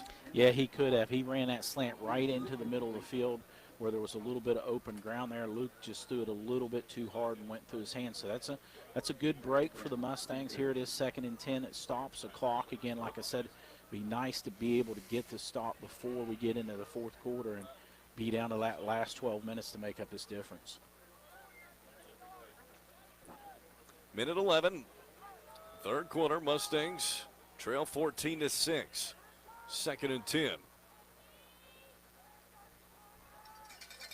It's going to be a handoff, and it's covered well for the Mustangs, except it was a nice job for Gatlin Macy to really, instead of lose 4, gain 1 and make a little bit of something that was largely looking like a loss. Yeah, that did look like a loss. Jackson Shackelford did a good job getting upfield. He did turn him back in, but looked like Jackson was actually going to be able to make the tackle there for a tackle for loss. But the good thing is Jackson drove him back into the middle of that defensive line and ended up just getting a short gain of 1 yard. So Jackson did his job. Want to give Damon Hall a shout out here in the stands. He just noticed it before we did. Chase Dassing back in the game for McCracken County. That's a welcome sight. And so it will be a quick strike over the middle. It's caught, and it's going to be near the first down marker, but I believe just short. Is a nice job by Dawson Hayden, I think, to bring him down for he gets to the line to gain, I think, about a yard short.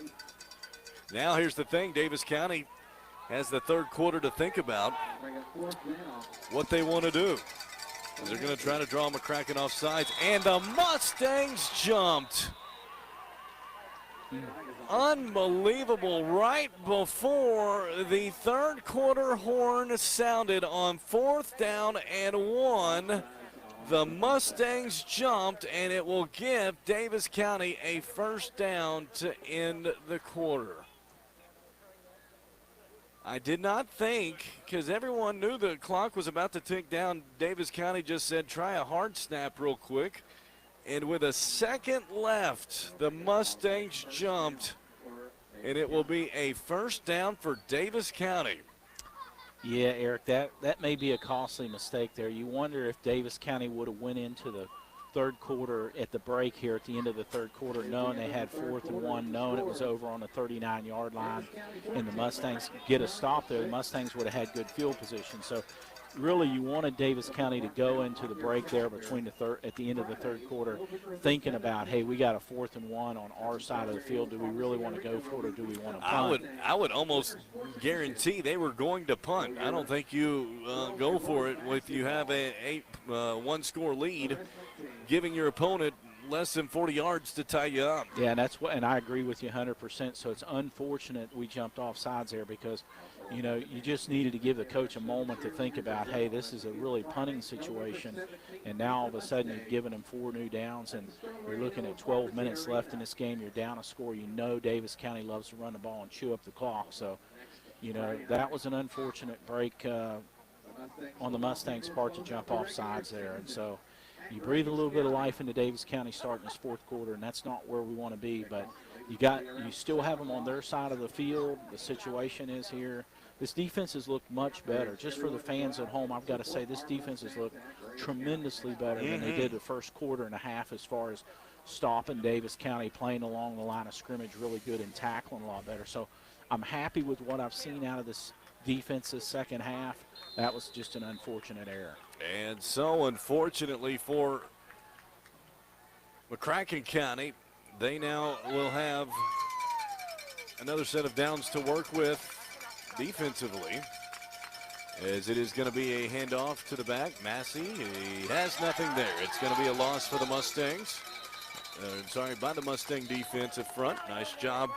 Really leading the play for McCracken County is Brody Phelps, and when he's been into the game for McCracken County, it's been really, really hard for Davis County to keep him at bay, and he blew that up. Yeah, you know, we've seen him really do a great job the last 2 weeks. You know, last week he had a sack against Christian County. I mean, one of the things is when you look at Brody, he just looks, you know, intimidating. He stands up around 6'5", almost 300 pounds, and so he's doing a great job along that defensive line. The other guy we got to say got in that backfield was Chase Dassing, who you just mentioned, is back in the game. 2nd and 12 now, as play action. Throw over the middle of the field, wide open receiver near the sticks. Has it at the 48, near the 49, and right now the second level of the McCracken defense, not up front, but then you get to the secondary right now in the middle. Davis County is living with pass plays in the middle of the field. They are, Eric. They found something open there. They're taking advantage of it. 3rd down and 1 for Davis County. Again, trying to draw the Mustangs offside. Mustangs do not. Davis County on their own 48, 10-40 in the 4th. Mustangs trail 14-6. As long as you know what I was thinking, that's all that matters. Snap. It's a handoff. Massey, as he will be about near the line. It truly is a matter of where they spot it. Yeah, The spot is not quite there, I don't think. I think it is just short. It will be 4th and inches. This is one of the few where you and I have a great vantage point of it, and it's 4th down. Yeah, it'll be interesting. What is Davis County going to do here when they only got a 4th? You know, last time it was 4th and about a yard, and we jumped off sides. Here you got 4th and maybe about a width of a foot, maybe 4 inches, 5 inches at the most. Now, Davis County is punting here, at least. Nope. They are at least potentially in punt formation. I don't know if I buy it. We'll see. And now Davis County wants to take a timeout and talk about it. That at least tells you what most likely would have happened with the Mustangs previously when they jumped off sides. And I believe that we have our answer now. Yeah, I think they definitely would have punted. So, you know, there's two things unfortunate about that. I mean, you gave them a new set of downs. The bad thing about that is, Eric, when you look up at the clock, that new set of downs from the time we jumped off sides has allowed them to run another 2 minutes and 15 seconds off the clock. So they're chewing into this 4th quarter because of that unfortunate mistake at the end of the 3rd quarter. So I think the situation here in this ball game here, being a 1-score game, we just got to play mistake-free football in this last 9 minutes and 45 seconds. Continue to play strong defense that we have seen out of this team in the second half. And this punt right here, this is a chance right here for the Mustangs to get their offense back on the field and finally get a score here and get this game back even going into the latter part of this 4th quarter. 4th down and inches for Davis County at midfield, and they are punting. You've got to watch for the fake potentially. Nobody's back for McCracken County, and now Davis County is going to be moving, and I think the Mustangs jumped. Unbelievable. The Mustangs jumped again, and instead a 4th down and 1 and a 4th down and inches will not have to be played by Davis County because the Mustangs jumped twice. And now, Eric, they've got it on our side of the field. They're going to get the clock back running. They're going to chew down time. So 2 back-to-back mistakes for the Mustang defense on 4th down. 1st down for Davis County, 9:45 left in regulation. The Mustangs trail 14-6 in front of a shocked, I think, Marquette Stadium on both sides of the field at the moment. Davis County now in McCracken territory. It's going to be a quarterback keeper as the Wildcats is not much there. Diving forward, though, to at least get a few more yards for Davis County was Floyd, and he actually got into with that dive about 4 yards. Yeah, they're actually giving him a full. I think they're giving him 5 yards. I think he was fortunate on that. I mean, it looked like Charlie Higdon had him, made contact with him in the backfield and pretty much brought him down, and he ended up falling forward about 4 yards there for a 5-yard pickup. That was an unfortunate play for the defensive front of Mustangs. They did a good job there, and Luke just sort of got fortunate and fell forward. 2nd down and 5 for Davis County. 9 minutes left in the 4th.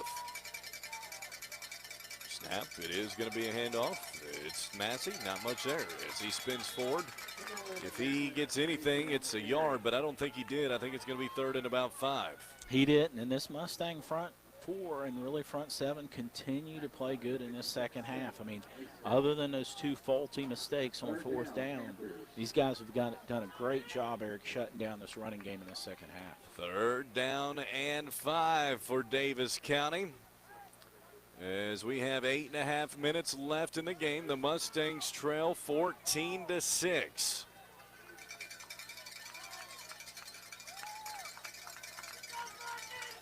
Mustang fans trying to make a little bit of noise. It is a Wildcat formation for the Panthers.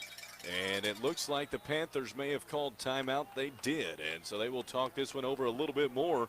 No way to put it. This is a big play right here for both sides. It is, Eric. You know, unfortunately, those 2 4th down opportunities have allowed them to get another set of downs, burn some time off the clock. The defense is playing good. I mean, other than those 2 faulty mistakes there, this defense has played much, much better. So I've got to give Coach Smith and his staff credit. They did a good job adjusting at halftime, have done a good job shutting Daviess County down in the second half. But, you know, the thing is you've got to stop them right here. You can't let any more time run off the clock. We know the offense is going to need some big pass plays in particular to get scores. if you do stop them here and they decide to punt, you're going to have a long field to go. More than likely, you're going to be inside the 20. So the Mustangs are going to have a long field to go in the second half of the fourth quarter to get this game tied up. So this right here is a critical down. I don't know, Eric. I think another question looms is, would Daviess County up here on their own 41, would they decide, or on the Mustangs 41, would they decide to go for a fourth down again here, pending this play? It is a keeper towards the left side, and a nice job by the Mustangs to close that up after a gain of 2. It will make it a big 4th down and 3 coming up for Daviess County at the 39.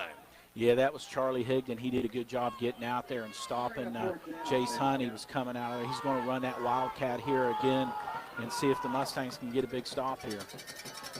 4th down and 3, trying to get the Mustangs to jump. They do not.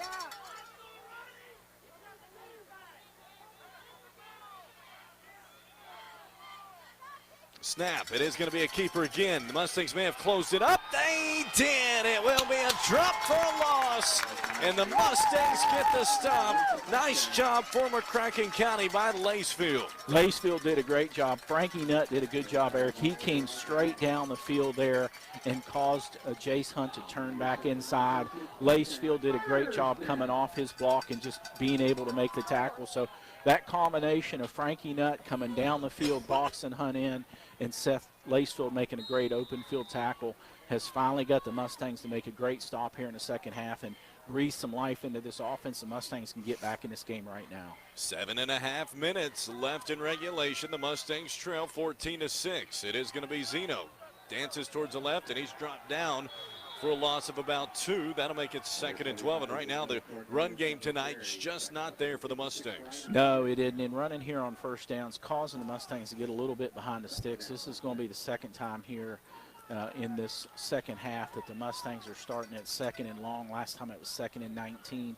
Here it's 2nd and 12. So, you know, right now they're going to have to rely on Maddox, O'Neal, and Cooper and Dave. On these guys have got to make some good catches and good throws here for this Mustang offense to get moving. 2nd and 12 for the Mustangs. Dropping back.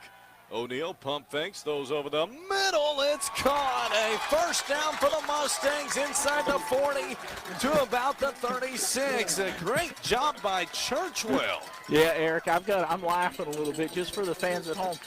O'Neal threw that to Cade Churchwell. He wasn't looking for it. Just hit him right square in the chest. And to be honest with everybody listening at home, Cade didn't have any choice but to catch that. That's right.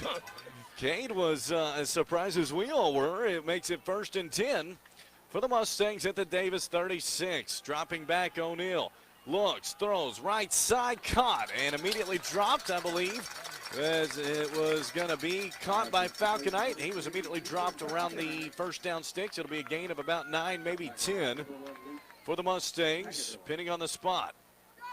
So yeah, Eric, so far this offense, this offense has just been clicking on the passing game, but when Maddox is making some good throws, and he's made 2 good throws here in a row, he can keep this offense moving, and this is an effective drive. The Mustangs have got a little over 27 yards to punch it in for a touchdown. O'Neal gets the snap, hands it off to Zeno. As he dances his way, he'll have the first down across the 25 to about the 24. That will move the chains as the clock stops at 6:07 left in the game.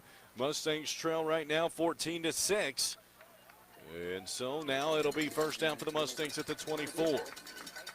Yeah, Eric, that was a good short pickup. The passing game's what's going to carry the Mustangs into the end zone here. So it'll be interesting to see how Coach Brooks calls it here with first down just inside the 25. But the passing game's what's been effective so far in this second half. First down and 10 for the Mustangs on their own 24. Q Bailey in motion for McCracken County. Snap is O'Neal. Looks, rolls to the right, throws to the right. It is caught and gets back to the maybe original line of scrimmage to Dunbar, 2nd and 10. Yeah, Eric, one of the things is it's not been effective tonight. We've run some crossing routes or some really just laying the guy, just having a running back, Zeno, or somebody go out in the flat. And Daviess County's done a really good job covering those short routes. I mean, the effectiveness of this passing game has been downfield passing. So here you're 2nd and long again. This has been pretty consistent, but the passes downfield is what's made this offense move. 2nd and 10 for the Mustangs. Snap as O'Neal steps into the pocket. Now going to run with it. Gets inside the 15, first down to around the 11. You know, Eric, I love when I see Maddox take off. One of the things is, you know, we've talked about all season, he's got about 4.7 speed. He's a quick guy. You know, Coach doesn't have him run the ball a whole lot, but when he does, he gets out in open field. Runner, and that was a great first down there. So right now, it looks like the Mustangs can get a first down at the 1 yard line. First down and 10 at the 11. Under 5 minutes, 4:59 to be exact for McCracken County. Trying to tie it up. They would need a touchdown and 2-point conversion.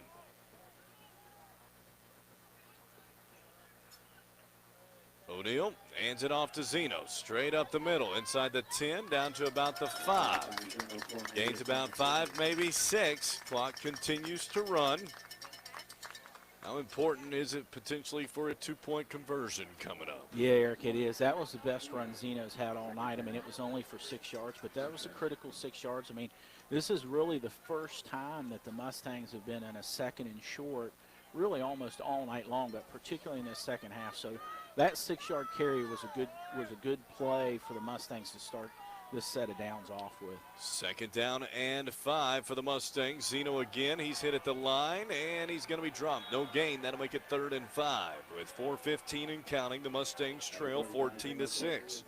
Yeah, I'm a little surprised Coach Brooks called a running play there, knowing how much Daviess County has really been able to contain the run. They ended up putting 8 guys up there in the box, so they were really prepared for Zeno to run inside the tackles there, and they made a good stop. Ended up being a 1-yard loss. So it'll be interesting. You got 2 downs here. You've got to punch it in for a touchdown. A field goal here doesn't do you any good. So it'll be interesting to see what Coach Brooks has in his playbook for this. As O'Neal looks, throws towards the right side. It's dropped. Q Bailey was wide open, but he dropped it. 4th down.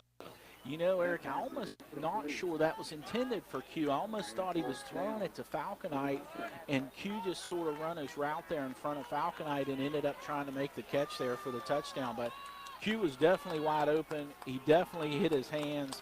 It was an unfortunate drop by Q that has allowed the Mustangs not to score on that 3rd down. 4th down and 5. The game essentially could come down to this. 4th down and 5. And the Mustangs moved. It looks like Q may have moved, and that will move it back to a 4th down and 10. Back to the 11. You know, Eric, that's an unfortunate penalty, but I'm not sure that's not a little bit of advantage to the Mustangs when they're down here, down on the 5-yard line. Daviess County's playing close to the line of scrimmage. You give yourself a little bit more passing room there in the end zone. So that's not all bad there to back up to the 10 here for this 4th down. And granted, you can get a first down at the goal line, but you really need to punch it in here on this 4th down. So gives the Mustangs a little bit more operating room. 4th down and 10 for the Mustangs on the Daviess County 11, looking to get a touchdown and 2-point conversion to tie it. O'Neal drops back, looks, pump fakes, throws to the right side. It's well, actually it's going to be caught, but it's about a yard short.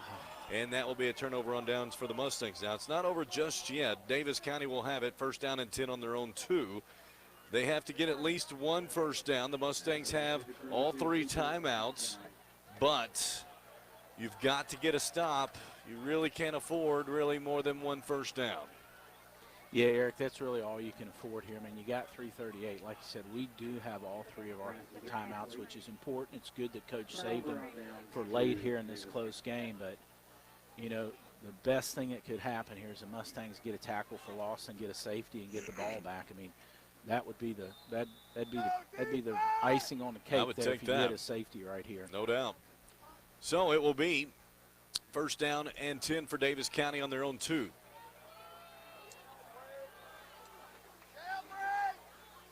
Quarterback under center, just a quarterback dive, and it actually yielded a lot, as it will be a gain of about 4 on a quarterback really sneak, and bulldoze his way for a gain of about 4 to make it 2nd and 6 and get them out of the shadow at least of their own end zone.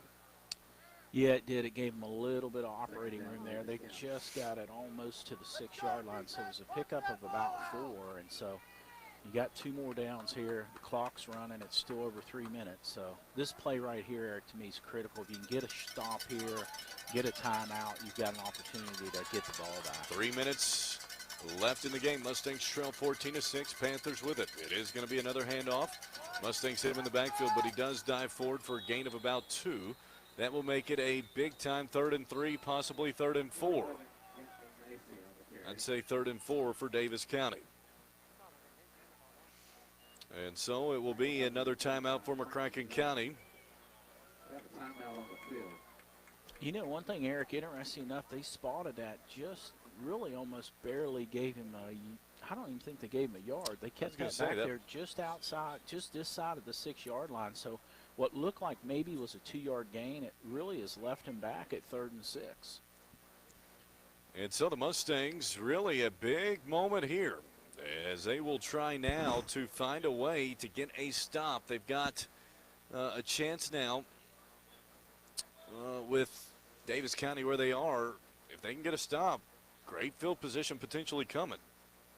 Yeah, Eric, this is probably the play of the game right here because Coach burned his timeout, so he only has 2 timeouts on that next series. So that would allow him to burn down a lot of clock if they get a first down here. So this right here is the key stop. 3rd down, 6. Daviess County on their own 6. 2:51 left, leading the Mustangs 14-6. Did the Mustangs jump? They did again. Another critical mistake for the Mustangs up front. And that will make it 3rd down and 1 now for Daviess County as the Mustangs jumped again. And actually, that was a generous spot. It was 3rd down and 6. There's absolutely no way that's a first down. Yeah, I don't think it is. It's not an automatic first down. It was on the 6. They've got the ball on the 12. That cannot be a first down. The ball cannot be on the 12. It was on the 6-yard line. It was 3rd down and 6. And the ball right now has been placed on the 12, which is good enough for a first down, which is most certainly not the case. But here's a problem, Eric. They went ahead and moved the sticks. That is not a first down. There's absolutely no way in the world that is a first down. It was 3rd down and 5 from the 6 for Daviess County. And so they placed the ball at the 12. And that makes it a first down, which would be a 6-yard penalty. And that is not a 6-yard penalty. And the refs right now are trying to discuss what do we do. Yeah, I think what's unfortunate, Eric, is the line judge over there went ahead and allowed the chain gang to move the chains. So now you don't have any way to officially go back and say, no, it was short. How does that happen? There is no way in the world that is a 6-yard penalty. There is no such thing as a 6-yard penalty. And so you've got the Daviess County coach inside the numbers. He's not happy. You've got Coach Jonathan Smith on the other side. He's not happy. And so if they're going to actually do a redo. They've got to. Absolutely got to. That cannot happen. And so they are going to do a redo on spotting the football, I believe. Are they going to actually measure that? Oh, my goodness. But you can't measure. You've already moved the chain. I am rarely, in fact, I'm never critical of officiating, but this absolutely cannot happen. It was 3rd down and 6 for Daviess County. It was a 5-yard offsides call that would make it 3rd down and 1. However, it was marked off as a 6-yard penalty, and the referee said move the chains. That cannot happen. This is what brought Coach Smith upset. And now they're bringing the chains back. And now Daviess County's football coach is unhappy. Both sides have a right to be unhappy. Coach Smith for the marking of the football and moving the change. Now Coach Brennan's unhappy because they're moving the sticks back. Granted, this is going to be a first down because they literally moved it 6 yards. Yeah, and I think the other thing is you can't get an accurate measurement here. No. There's just no way. I mean, where did they reset the change to? It's just a guesstimate. I have never seen anything like this in terms of a penalty. Mercy. And it's going to be short by about an inch. Daviess County has a right to be unhappy because you really don't know if that is where the original line to gain was now because they had already moved the sticks. McCracken County's got to be a right to be unhappy because instead of 4th down and 1, it's 4th down in inches. Both sides right now extremely furious, and I really can't blame them. Oh, 3rd down, I'm sorry, 3rd down in inches, excuse me. And both sides right now furious, both sides giving their line judges the business. And like I said, I really can't blame them. Coach Brennan and the officials are giving him a whole lot of room to argue right now because they realize they have made a mistake. And if you're an official, I don't think you throw a flag here on either side because of the massive mistake. I think you let the coaches vent, say their piece, and then, unfortunately, you have to play the mistake. I have not seen anything like this in now 11 years of doing this. So both sides not happy. It's 4th.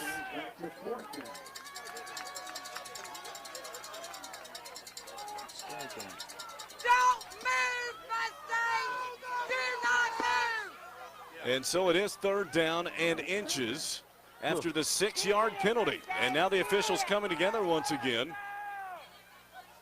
Eric, it's becoming a state of confusion. Or mercy. So it is going to reset the clock. Again, it is a 6-yard penalty. It will be 3rd and inches. Officials make mistakes too.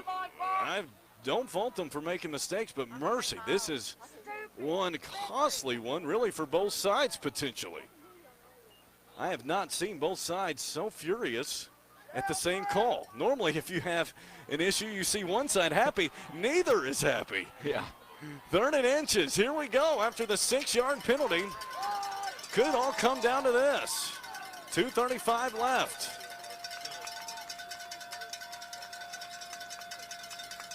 Snapped straight up the middle, and it's going to be good for a first down. And so, after the 6-yard penalty, Daviess County converts, and that's going to be your ball game. Unbelievable. I can say I've not seen anything like this before. And credit to Daviess County.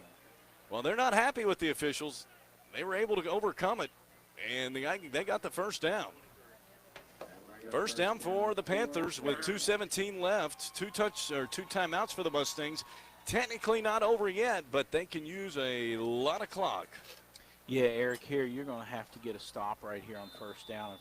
Virtually no gain, and then take your timeout, get through 2nd down, take your timeout, and get the 3rd down, and then, of course, they're going to run 40 seconds off the clock.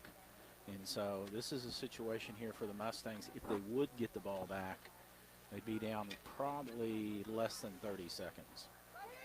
And so 1st down and 10 for the Panthers.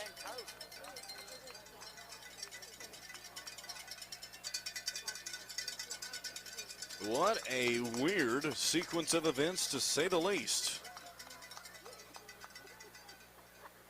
And so the play clock, down to 7. It is going to be a handoff to the back, goes off the tackle out to about the 18. Gain of 2. Mustangs will use one of their timeouts. They'll have 1 remaining.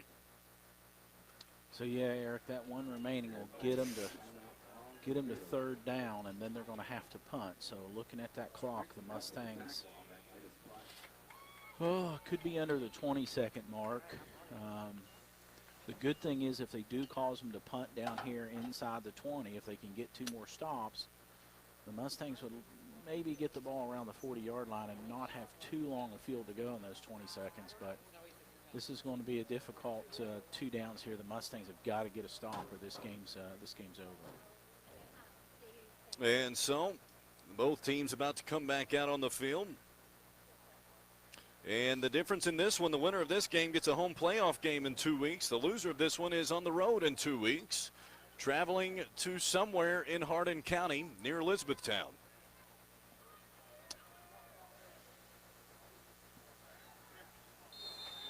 And so that will be 2nd and 7 for Davis County, 1:37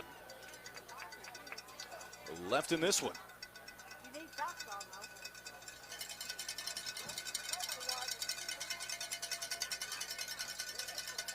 Snap. It is going to be a handoff to Macy, and he will fumble it. And Davis County will fall on it. Unfortunately, none of the Mustangs saw it right away. Credit to Davis County for finding it immediately. And it will be a large loss of about 5-6. And the Mustangs immediately called timeout with 1:28 left. And it will be 3rd down. So it will be one more play to run for Davis County. If they do not get a 1st down, we'll make it 4th down. Then whenever they spot the ball or get the ball to a new clock, 40 more seconds will run off. And so I think you're about right. Around the 30-second mark, the Mustangs potentially could get the football back and start the hope process. Yeah, Eric, that was unfortunate. It was a great hit by the Mustang defense to pop that ball out of there. I mean, that was a game changer right there if the Mustangs would have been able to recover that fumble. Unfortunately, there was a Davis County lineman right there to jump on it, but a great stop by the Mustangs. They've got to get one more stop here. I mean, it is 3rd and 11. Granted, it's long.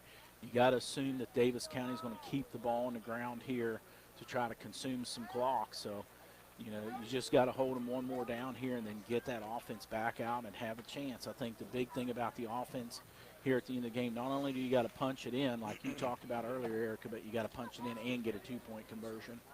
3rd down and 11 for Davis County on their own, let's call it 14.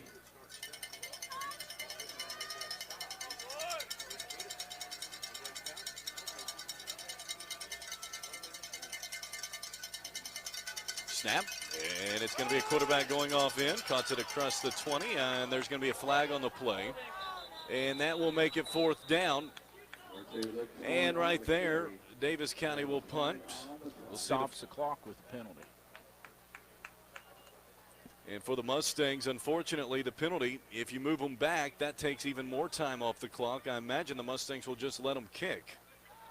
Instead of letting them run one more play, the Mustangs are going to do just that and let it go to 4th down.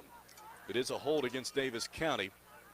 Mustangs are going to decline that, and it will be Davis County to kick.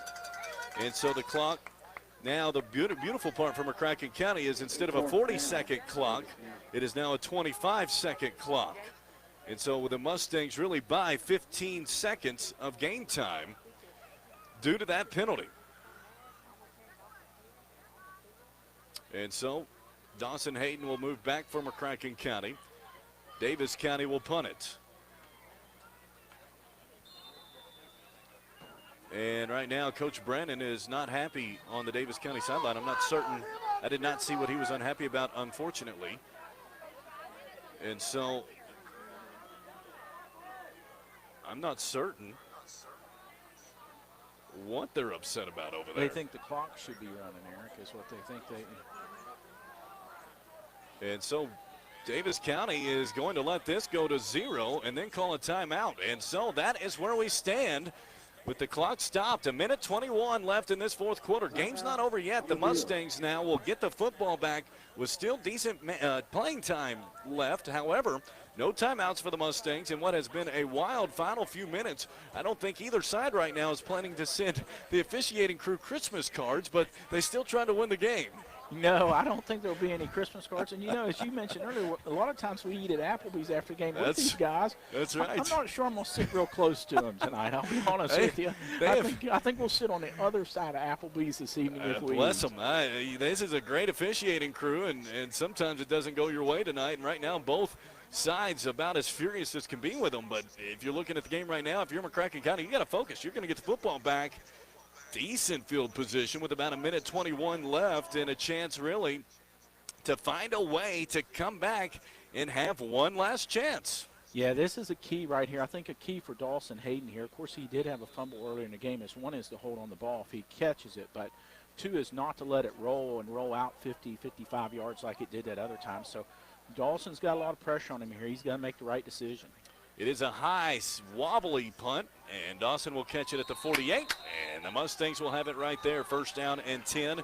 With 1:16 left, that changes everything. Instead of 30 seconds to 1:16, the Mustangs have to work with on their own 48 at midfield. That penalty in multiple facets for Davis County was huge. Yeah, you know, one of the things is both coaches tonight, you know, the Mustangs jumped off sides there and created that situation, unfortunately, and then they got a holding penalty. So you got two coaches tonight that are not going to be happy with how this game finished. And so, here we go. First down and 10, as it is going to be O'Neal getting away, and he is sacked. And that is not what the Mustangs needed. That will keep the clock running, and after a gain of 1, and the clock will tick now under a minute. Right at the 50. Mustangs using some time getting the play in, down to 55 seconds.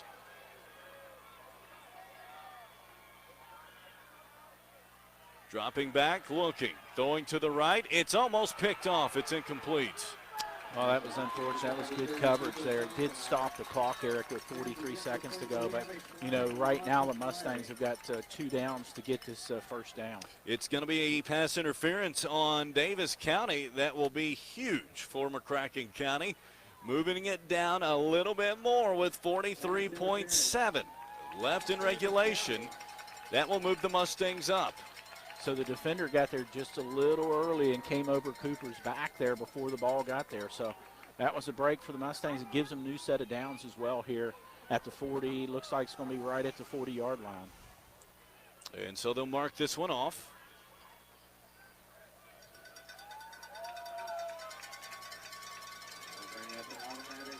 And the Mustangs will have it first down and 10 at the 35.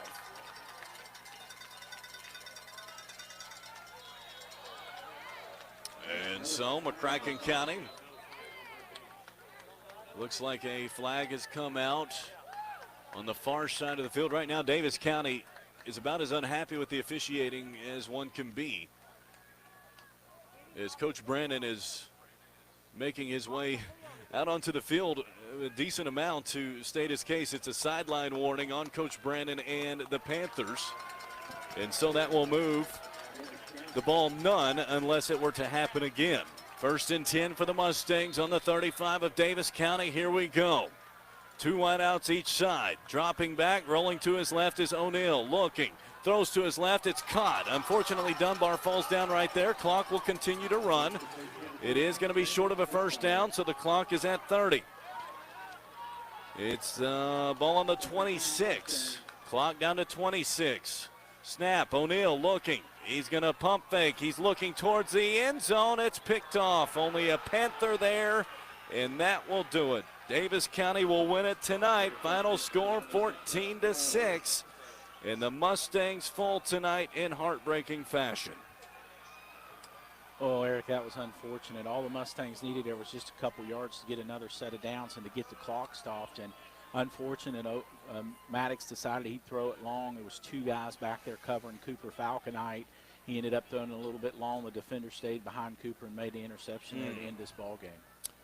And so a stunned, and I mean stunned, Marquette Stadium right now as McCracken County falls tonight here after a quarterback kneel in just a moment to Davis County. And so the Panthers will run 1 quarterback kneel. And that will do it for the night. Yeah, that was an unfortunate end to this game, Eric. I mean, this has been not a pretty game, that's for certain. And that just put a kind of a cap on quite an ugly ball game here in an ugly fourth quarter. And so in 2 weeks, the Mustangs will play at Barron County in the opening round of the playoffs. And Davis County will host North Hardin in 2 weeks. And so the winner of this one, Daviess County, will be at home in 2 weeks. The Mustangs have got to make the haul now to Barron County. So this could have been the last home game of the year for McCracken County, as the Mustangs fall tonight 14-6. And it was just really, from the word go tonight, a rough night for the Mustangs. It was, Eric. You know, when we take a look at that first half, I mean, Daviess County really just ran the ball all over the Mustangs. Unfortunately, in the first quarter and a half, almost right there to halftime, the offense never did get the rushing game clicking, did get a little bit of passing going there to get those 6 points on the board before halftime. One of the things is that did look good for the Mustangs did play good defense in the second half. I mean, if you think about it, they held Daviess County scoreless in the second half, so they did a good job. Unfortunately, the defense made some critical mistakes there. On 3 fourth downs, they jumped off sides and ended